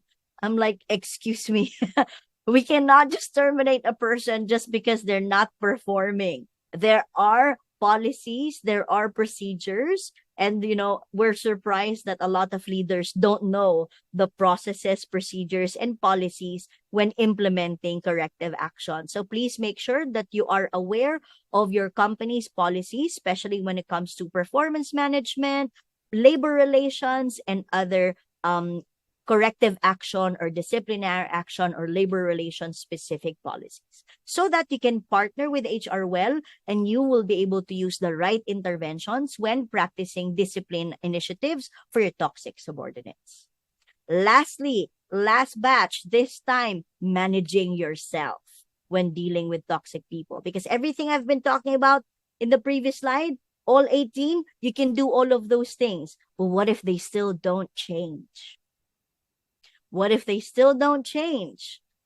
We can't control them, but we can control ourselves. So when you're surrounded or when you are in the company of toxic people, what do? Number 1, gamify your interactions with them. Reward yourself. Just like level 1, level 2. Who among you have played Mario? Who among you have played games? Tell yourself, oh, I'm going into a meeting with this person again. I don't want to, but I have to. After this meeting, I will reward myself. Or I will challenge myself to sit through a meeting for 10 minutes with this person. Gamify your interactions with them and reward yourself after completing a challenge. This way, you are controlling your own emotions, your own reactions, rather than controlling those who refuse to be controlled. Number 20, build your support system. Do you know that I have a group of ladies that I confide in? It's a group we especially made just to rant. We don't go to that group to find solutions. We don't talk and vent out our frustrations to help each other out. The purpose of that group is just to rant. So build your support system. Find the right group of people who will listen to you and offer comforting messages or advice, even if they don't have solutions for you. It's important to choose the right people in your life, because kapag ang pinuntahan mo ay yung susulsulan ka pa, bibigyan ka pa namang, ay hindi, mag-resign ka na, o gantong gawin mo. Choose the right people. Choose the right support system who will help you offload those burdens from your heart and will make you feel better. Sometimes we don't need solutions to our problems. Sometimes we just need someone to listen. So find that support system, that person or people who will listen to you without judging you, even if they don't help you. All they do is just, oh, really? I'm so sorry you had to go through that. Poor you. What did you do? You just need that. You don't need solutions. You don't need answers. You just need a group who will listen and empathize with you. But remember, find the right people. Number 21 is manage your emotions. In emotional intelligence, the first step is self-awareness. If you've seen Inside Out 1 and 2, you have to know what your predominant emotions are. You have to know what triggers these emotions so that you can regulate these emotions and you do not give in to these emotions and you're not overwhelmed by these emotions. 22 is develop appropriate coping mechanisms. When you're really, really stressed by these toxic people, what do? Do you do breathing techniques? Do you take a short break? Do you do self-care time? Do you reward yourself? What are your appropriate coping mechanisms? For someone who has lived with anxiety, working with toxic people is sometimes the trigger for the anxiety. So what do? I gamify my interaction with them. When I'm in the meeting, I manage my emotions, especially when I'm starting to get upset, and I remind myself of the objective of the meeting. If I lose my cool in that meeting, the objectives will not be met. So I manage my emotions. And after that meeting, I practice appropriate coping mechanisms, whether it is going to the gym or going to the karaoke or videoke and sing my heart out, or maybe go out with my family, have a coffee with my friends, or maybe go to my support system and just rant and rant and rant. Develop appropriate coping mechanisms, because one of the things that we do in managing emotions is controlling the emotion so that you don't burst in anger. So find that correct coping mechanism that will allow you to express that anger. For example, take up boxing or archery. So that will allow you to expel these energies that you can't in the workplace. 23, don't get sucked into the drama. Wag na pong sumali sa chismisan. Wag na pong sumali at sumabay sa galit ng mga kasama natin. So keep a cool head and find out what needs to be done. So when people are telling you stories, let's control our emotions and don't say, really? That's what happened? Oh my goodness, I can't believe that. When people are telling you stories like these, be the first one to control your emotions. Don't get sucked into the drama, because our reactions will fuel the fire of the drama. So we learn to control our emotions. And last but not the least is, do not let anyone take your joy. These toxic people, they have their own problems to deal with, their own pressures to deal with. They're the ones who are unable to control their emotions. They're the ones who are doing things that harm people's feelings. But remember that things will only affect you if you let them affect you. Don't let anyone take your joy. No one has the control over your own happiness, over your priorities. You know yourself better than anyone. Don't give the reins of your control to anyone else. You're the one who has control over your emotions. So ask yourself, do I let this person control me? Do I let this person take my joy? I control myself. I decide what makes me angry or not the other people. If you go back to the movie Inside Out 2, sorry, spoiler, Inside Out 2, right? Remember what Joy said to anxiety. You cannot make that decision for her. No one else can make you feel anything you don't want to feel. So whatever anyone from the outside does, don't let it get to you. Because if you let it get to you, ikaw yung talo. Ask yourself, is this worth my time? Is this worth my joy? When someone is being toxic, when someone is yelling or screaming or, bossing people around or taking credit or doing anything else that was mentioned earlier today, ask yourself, do I really want that person to take my joy? If the answer is no, then take a deep breath and distance yourself from the situation. Remind yourself what needs to be done. What am I supposed to do? Let's go ahead and do it. Protect yourself and protect your joy. That is one of the best ways in handling toxic people. You handle toxic people by handling yourself and managing yourself as well. Because it's not about toxic people, really. It's really about how do you manage yourself when there are toxic people around. So the moral of the story is, don't let anyone take your joy. I hope that these 24 empowering strategies will help you manage yourself and manage the people that you deal with at work. Don't forget, we're all toxic one way or another. But remember, how do we handle these? Always come back to these 24 empowering strategies. But most importantly, don't let anyone take your joy. Thank you very much, everyone, for listening. Thank you so much. Wow, thank you so much, Miss Leng. Maraming salamat. Very informative. Now, we still have a few minutes left for questions. So for those of you who would like to ask a question, please type them in the chat box. If ever the question is sensitive in nature, you can send it privately to me here in the chat box so that when I read it, I will not be reading your names, okay? Pwede naman yun. We can do that. I have a few questions here already, Ms. Leng, so let me read our first few questions while waiting for the others to send in their questions. Okay, this one is kind of personal. I think our participant is really experiencing this right now. Here's the question. How can we seek help from people in the organization. If you cannot find someone to trust, and office gossip is rampant. Oh my goodness. There's no one to trust, and there's the office gossip is rampant.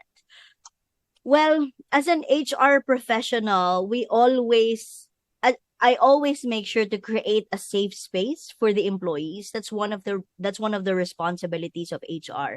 If there are too many things that are happening and there's really no one to trust, there are two things that you can look at. One, is there someone in your circle that you can completely trust? Number two, is there someone from HR that you can completely trust? But there's also number three, and this should be in all companies. Is there a whistleblower policy in the company? So if you're afraid of maybe getting in trouble or baka masumbong ako, baka masisi ako, then there is a whistleblower policy in the company so that the issue is heard, but the issue is not highlighted on the people involved, but on the issue. So if there are gossips, especially sensitive issues and all that, then maybe that's something that you can do. Or if you can send in like an anonymous message to the company, then all the better. If none, maybe there's an open door policy in the company as well. See if that is something that can be raised to the management. But I would always say trust your HR. There is at least one person there who is, responsible and accountable for making sure that all concerns are heard, whether these are work related or non-work related. Thank you so much. I'm sure that will be very helpful to our participant. Next question, this time it's from Mark Anthony. Here's his question: how to manage a hard-headed people who's not following rules and regulations of the company. Hard-headed and not following rules and regulations. It depends on the position that person is in. If this is a colleague, a peer, I would suggest that you speak to the subordinate or the superior of this person.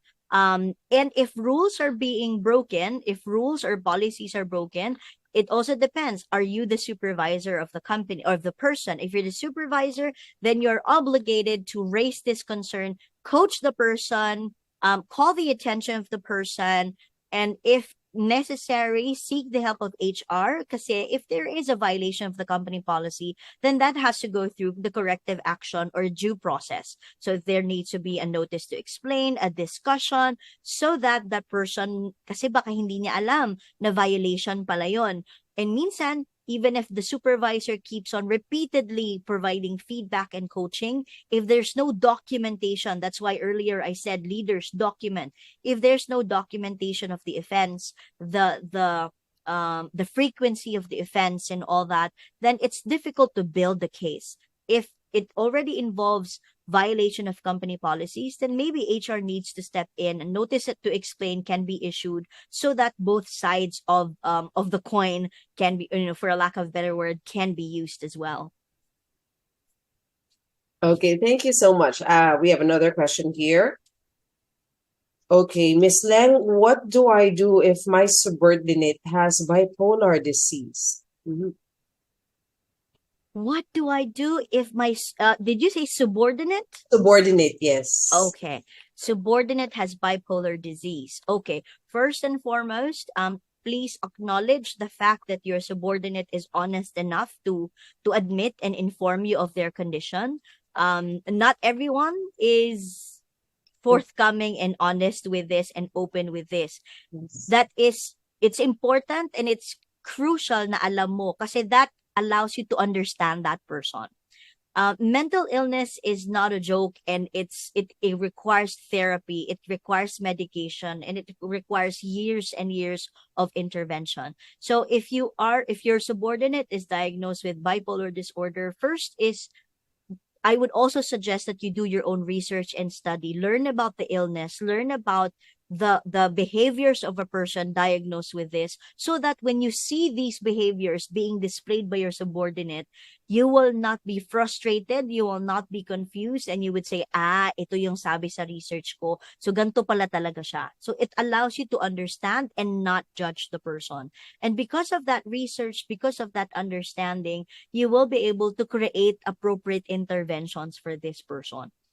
Always keep an open communication and understand what triggers the certain the behavior or the condition, and understand also what are the proper interventions. Understand also the treatment that is being done for your subordinate, so that you are also aware as to how you can support the person. For example, do they have checkups that will coincide with let's say with work and other appointments? Please make sure that HR, if your subordinate will allow, please check if HR can be updated with the condition as well, or at least the company nurse, so that both you and the company are partners in supporting the subordinate in managing their condition, so that they can still perform their jobs. Wow, thank you so much for that. Thank you. Okay, another question. Okay, I'm a newbie and my manager keeps on eyeing me. She has personal issue on me since I got my position through a backer. How do I handle this? I'm curious what they mean by keeps on eyeing me. Probably she is always on the spotlight. Okay. And she got that position through a backer.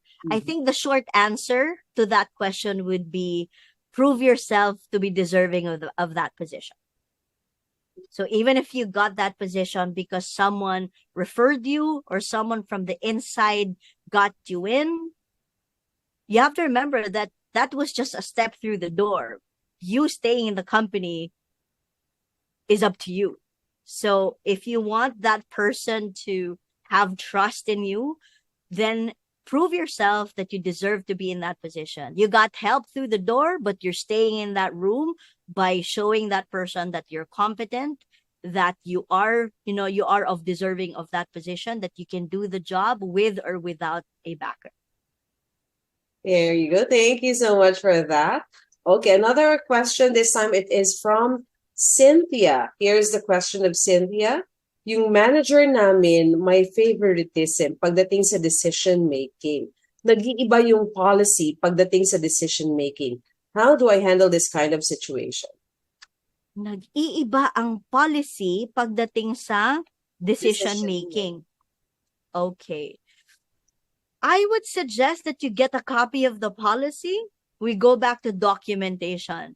If you're saying that the manager changes the policy, I guess to favor the one that is their favorite, I would suggest that you get a copy of the real policy, the most updated one, and in private, talk to your boss and be honest and say, boss, I looked at the policy and this is what it states.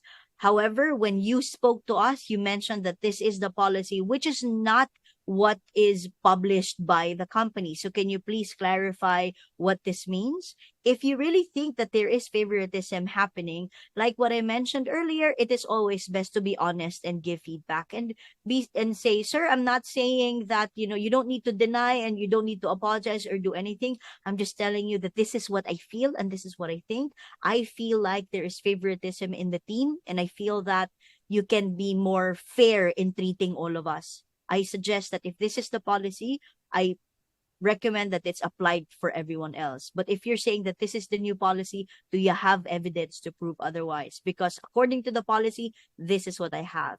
Because if the boss changed the policy, is that violation of the real policy cascaded by the company? That's another angle that you will need to look at. But first and foremost, I would suggest that you sit down with your boss in private to talk about this favoritism and talk about the policy. Okay, thank you. Okay, I think we're down to our last two questions because of time constraint. But let me just remind all of our participants in Zoom and also those who are watching us via the live streams, for you to be able to receive your e-certificate, please make sure you fill out the feedback form. The link is already in the chat box. Just click that link, fill out the form, and then make sure you submit it back to us. Thank you. Okay, let me read this next question. As Ms. Lang told us, be honest to our boss. However, what if being honest will lead you to trouble due to your boss is, I think, a micromanager and narrow-minded. Thank you very much for that question. And I'm sure that's a very difficult place to be in.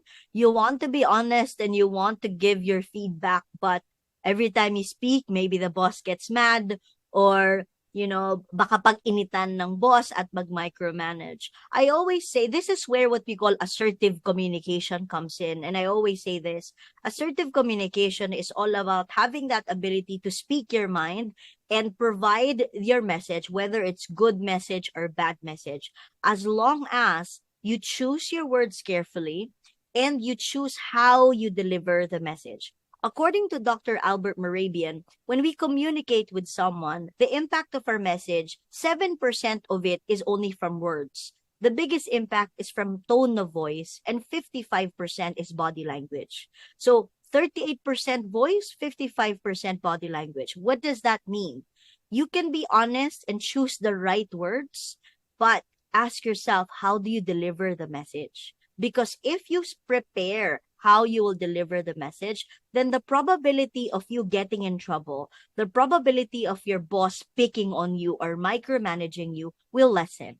For example, if you get yelled at or if you get something else, then you can, talk to your boss in private. Prepare first what you will say and how you will say it. You can say, boss, remember earlier in the meeting, I understand emotions were high and you raised your voice and you said this. I would just like you to know that I was embarrassed and I felt, like I was put on the spot and I felt that I was embarrassed in front of my colleagues.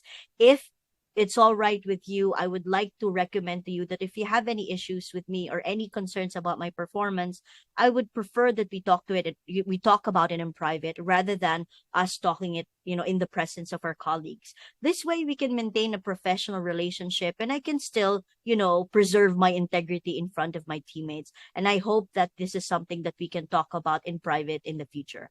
Now, if that is how you talk to your boss, rather than, boss, kanina, pinagalitan mo ako, napahiya tuloy ako, ganyan. So the question is, how do you deliver your message? Yes, be honest, but be careful how you deliver your message. If you're able to deliver your message in a way that is, respectful, firm, but professional, you shouldn't get in trouble. And this is something that I've talked about for years and years and years. And I've shared these techniques with a lot of people, and it has helped a lot of people as well. It's all about how you share that message. You will not get in trouble and you won't, your boss won't micromanage you anymore. Just prepare how you will share your message. Okay, thank you for that. Okay, I think I was given the go signal to still be able to answer more questions. We still have some questions here, a lot of questions actually. So we can still extend our time. Let me just go back. Okay. Okay, this one. What to do if HR has already raised the concern about that toxic employee and the boss hasn't done anything to call the attention of the said employee? So what do we need to do if HR has raised the concern, the boss hasn't done anything? What do we do? It depends. It still, again, depends on your position. Are you a rank and file or a staff member? Are you a supervisor or are you a member of the HR team? Because the action items would depend on the position as well. If I am a staff member and I feel that HR has raised a concern, the management still hasn't done anything, then I will keep on raising a formal complaint, whether it is, through the whistleblower policy or a formal email or a formal letter. And I will make sure that that letter is received by HR, and I will keep on following up on my concern until I get a specific decision from the management. Now, if the decision of the management is something that I don't agree with, then I will ask myself, is this something that I can live with? Is this still a company that, that believes in what I do? Do I still believe in what the company believes in? So that's something that I will ask myself. Now, if, let's say, the action that they did is something that, I am in favor of, then great, I will express my appreciation for the company. So that's what I would recommend if you are a member of the staff, is to send a formal complaint or send a formal letter, and make sure to follow up until you get a final decision. But prepare yourself for the fact. Remember what I said? You can always keep on doing something, but it's not a guarantee that people will do something. Because sometimes we feel like the boss or the management hasn't done anything. Baka naman hindi lang umabot sa atin.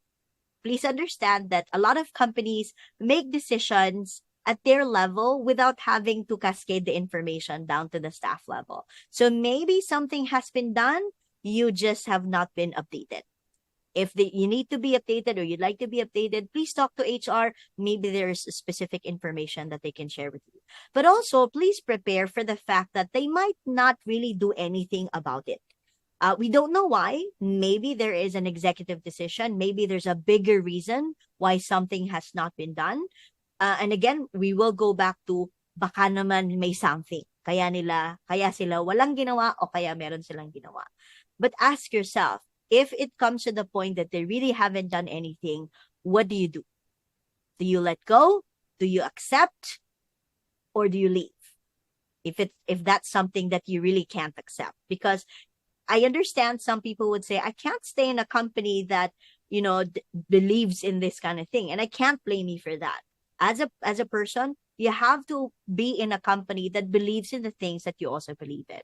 Now, if I am a supervisor, or if I'm part of management, then I will use my position in order to influence the management. Maybe I can collect data. I can collect information about, let's say, a person. What are the repercussions? What are the comments from different people? If I'm also HR, that's probably something that I will do as well. I will collect all information that I can from people involved. I will look at paperwork. I will do my research. I will check if there are labor relations or labor laws that are violated. And from there, I will complete all of the data that I've collected and analyzed, submit that to the management, and send my recommendation. Kasi baka kaya sila walang ginagawa kasi wala pa namang recommendation silang natatanggap. So maybe if I'm part of HR, I will send my recommendation and see if management will do anything about it. Okay, thank you so much for that. Okay, next. I'm seeing this question. Kanina pa, marami nagsisend. One lang yung theme. They're asking, paano kung ang problema is yung mismong nasa HR department, minsan yung HR head pa? So many people typed that question. My HR heart is sad. Paano kung HR head mismo ang may problema? Okay, may boss ba yung HR head na yan? Usually kasi kung HR head or HR manager, there would be a senior manager or there would be kunyari a VP or a director or an executive.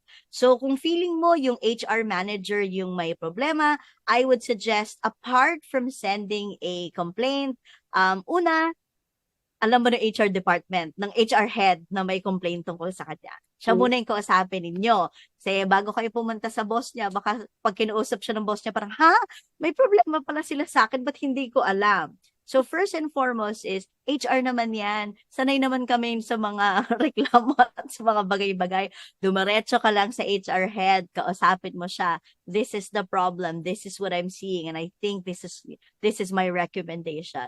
If they're not doing anything about it, if it's not documented, if it's not formalized, if it's not turned into, let's say, a case that's being investigated, then maybe you can escalate that. If there's also a whistleblower policy, then you can use that policy as well. But I would always recommend that if you have any concerns about anyone, unahin mo munang kausapin yung tao na yon. Kung nagawa mo na lahat at wala pa ring nangyari, then you can try doing other alternative ways like whistleblower policy, talking to the manager of that manager, and raising an official concern and see if that gets to the right people. Okay, thank you. Thank you so much for that. Okay, I hope that really helped a lot of our participants. Next one, this time it's from a student, from Lawrence. This is what he said. Student pa po ako, but this is still relatable. My friend is usually the leader. How do I help him not let others take his joy? but also acknowledge that sometimes may toxicity din siya. We're both perfectionists, by the way. Okay. Sige. Ha, ang hirap naman yan. So, ang friend mo, leader, how do you help him not let others take his joy? Unang-una, please help your friend establish his boundaries. Ano ang kanyang negotiables and non-negotiables? Ano ang absolutely not allowed? For example, for group works, hindi pwedeng Sabado or hindi basta 9 p.m. onwards, bawal nyo na siyang istorbohin. Ano yung mga non-negotiables niya? Because the only way he can let others not take his joy is if he knows what is not to be taken. For him to know what is his joy. Kasi kung sobra-sobra na yung group work, tapos yung may mga group mate siya na sobrang tamad na pumapasok lang para magbigay ng pera, pambili ng materials, pero hindi na nagko-contribute sa group work. So, have your friend establish what are his non-negotiables, priorities, and joy. Next is, have your friend establish the rules of the group. What are the do's and don'ts of the group? And next is, dapat may katulong si leader. When I say katulong, who else will impose the rules and policies and guidelines of the team? Who will support the leader? It's okay to be a perfectionist, but if you have your boundaries and if you've established what is possible and what is not possible, then that will help people respect those boundaries.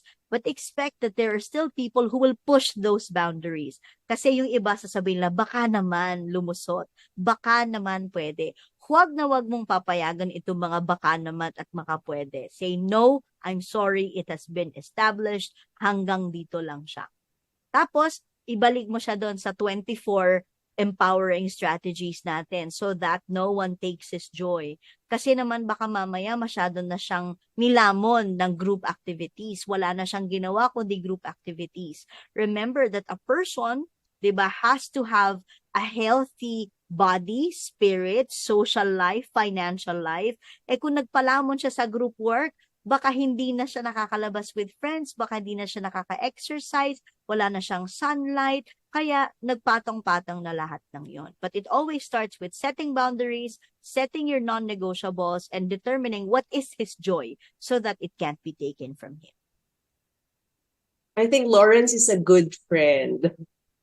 Thank you Yes. so much, Ms. Leng, for that. Again, for our participants who are still looking for the feedback form, check the chat box if you're in Zoom, or if you're watching via live stream, check the comment section. You might have to scroll up a bit to see the link. It's posted there already, but it's also in the pinned comment.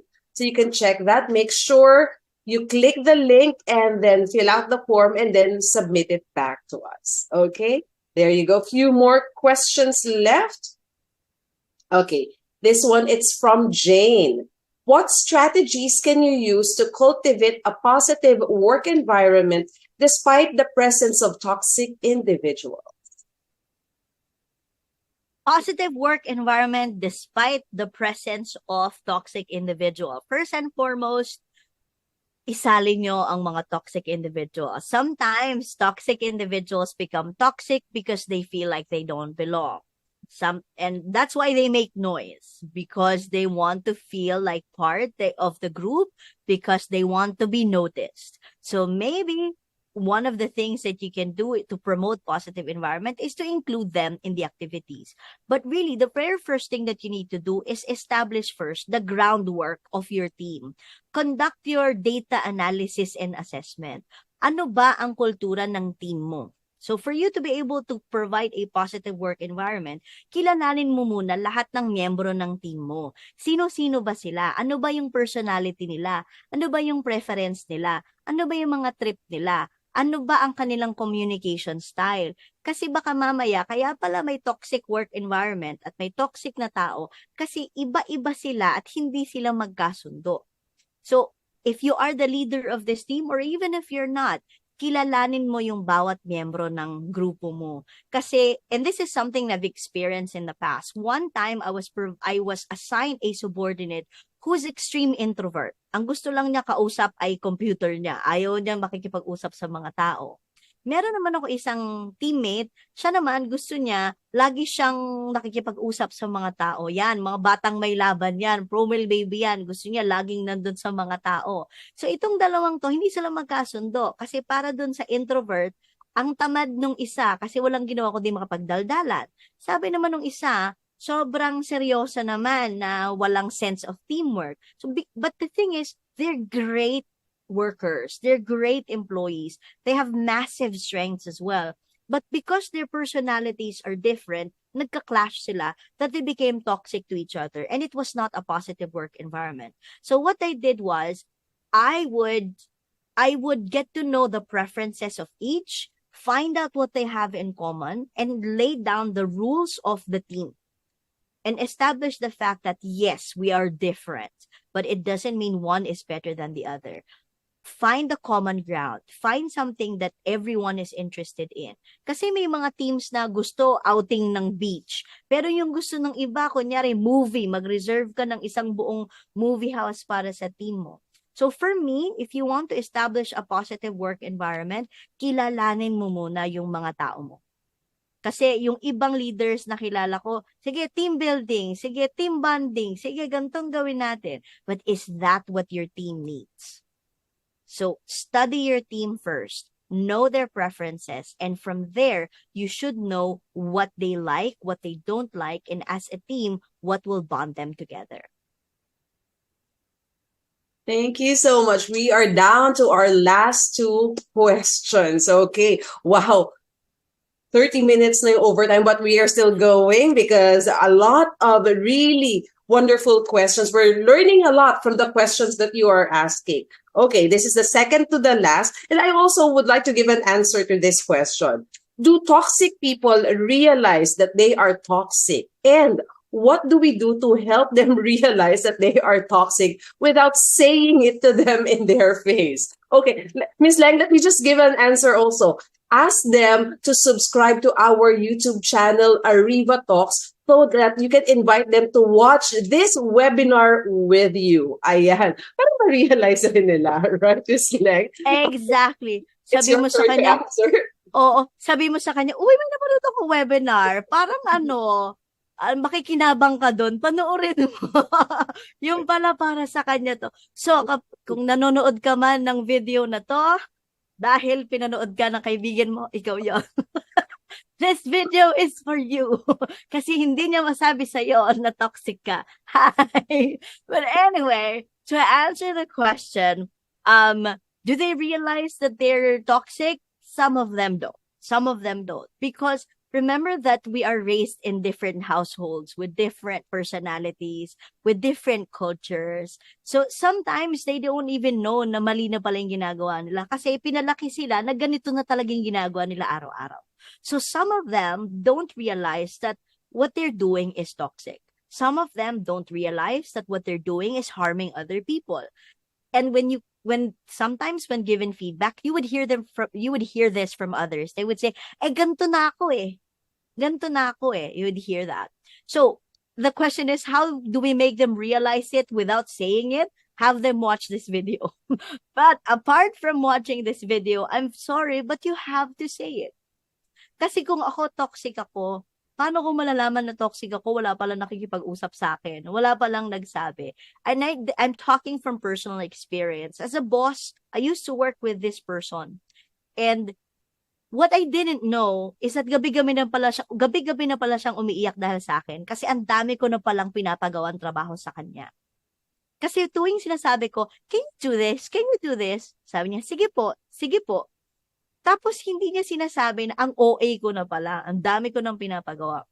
Nalaman ko na lang nung ni-raise na sa akin ng friend na isapat namin. Sabi ko sa kanya, I'm very sorry that I made you feel this way, but why didn't you say anything? Hindi ko naman alam, nahihirapan ka na pala. Hindi ko naman alam, gabi-gabi ka na palang umiiyak at napupuyat dahil sa akin. Kasi kung alam ko, di sana nagbago ako. Or kung alam ko, di sana nagawan ko ng paraan. Sana sinabi mo. Ang sagot niya, kasi baka magalit ka kasi boss kita eh. I always tell people, just because they are your boss, it doesn't mean we say yes to everything. Kasi kung hindi natin kaya, sabihin natin sa kanila. they will not realize it if we don't tell them. Mhm. Or kung hindi man tayo, they will not realize it if no one tells them. So, kung hindi natin masabi, gumawa tayo ng paraan na merong ibang makakapagsabi sa kanila. Miss Kate, meron lang akong gustong i-address na Yes, isang comment, isang message lang sa chat box. Sabi kasi, medyo judgmental ata to, pero ikaw po as a leader, hindi po ba sobrang hindi kind ata ninyo, kaya yung subordinates parang ginagamit yung kindness nyo? Sana makuha nyo yung point ko. Thank you for that question. Siguro ang makakasagot neto ay yung staff ko.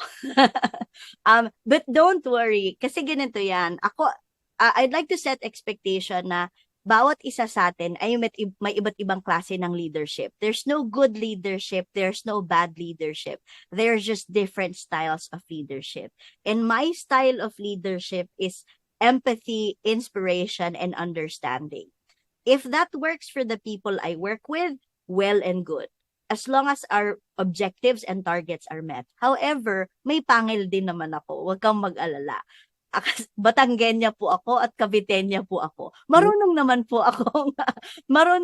din po akong I know when to put my foot down. I know when to enforce the rules, and I know when to not smile. I know when to say, and I've told this to members of my staff, that what you're doing is unacceptable. And if you continue doing this, there are consequences according to our company policy. And when people start working with me, they're always setting of expectations. This is how I work. This is how I want you to work. This is how I want things done. If you're okay with this and you can do this, you can keep working with me. If you can't do it and you can't do it this way, hindi na natin kailangan umabot ng 6 na buwan.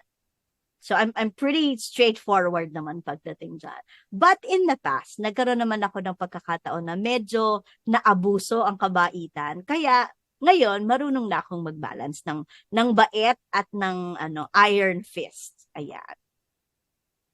There you go. Thank you so much. And we are down to our last question. And I know a lot of our participants are HR practitioners. So this is a very nice question. Is there a way to determine during the hiring process a toxic applicant? Yeah, para maiwasan na. Okay. A toxic applicant? Yes. In HR, meron kaming tinatawag na behavioral interviewing skills or behavioral interviewing questions. And these questions are aimed towards finding out if this person has the values that we want in a company. Although, it can't exactly say yes or no na, oy, toxic to, or ito hindi toxic. But it provides us with a higher chance of determining if this person has the values that we want or this person does not have the values that we don't want. For example, ayaw namin ng reklamador, gusto namin ng taong flexible. So ang itatanong namin sa hiring interview ay, have you ever had an experience in the past where you had to be flexible in achieving objectives or goals of the team, and you had to do things that were maybe outside of your job description at trabaho na ng iba pero ginawa mo pa rin to help the team?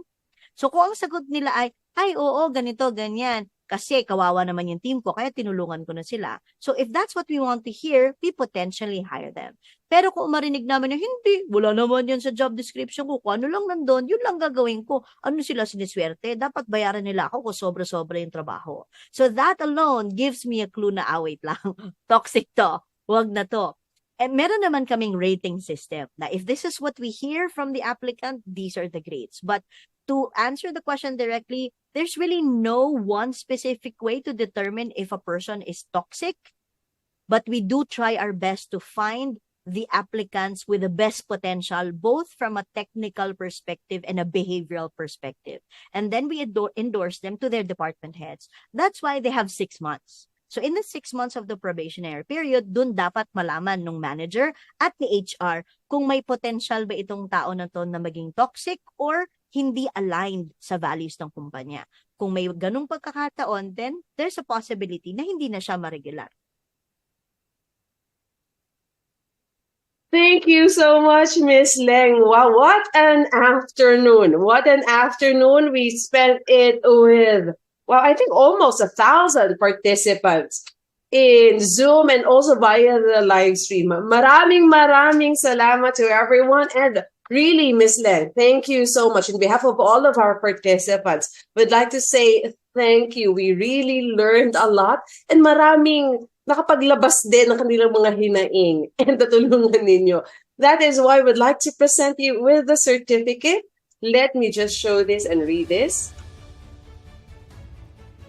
Ariva Academy Learning Development at its finest gratefully presents the Certificate of Appreciation to Leng Tan for imparting her professional expertise, valuable insights, knowledge, and wisdom as resource speaker during the conduct of online learning session entitled How to Handle Toxic People at Work, 24 Empowering Strategies for Managing Difficult Employees, given this 5th day of July 2024 via Zoom conference.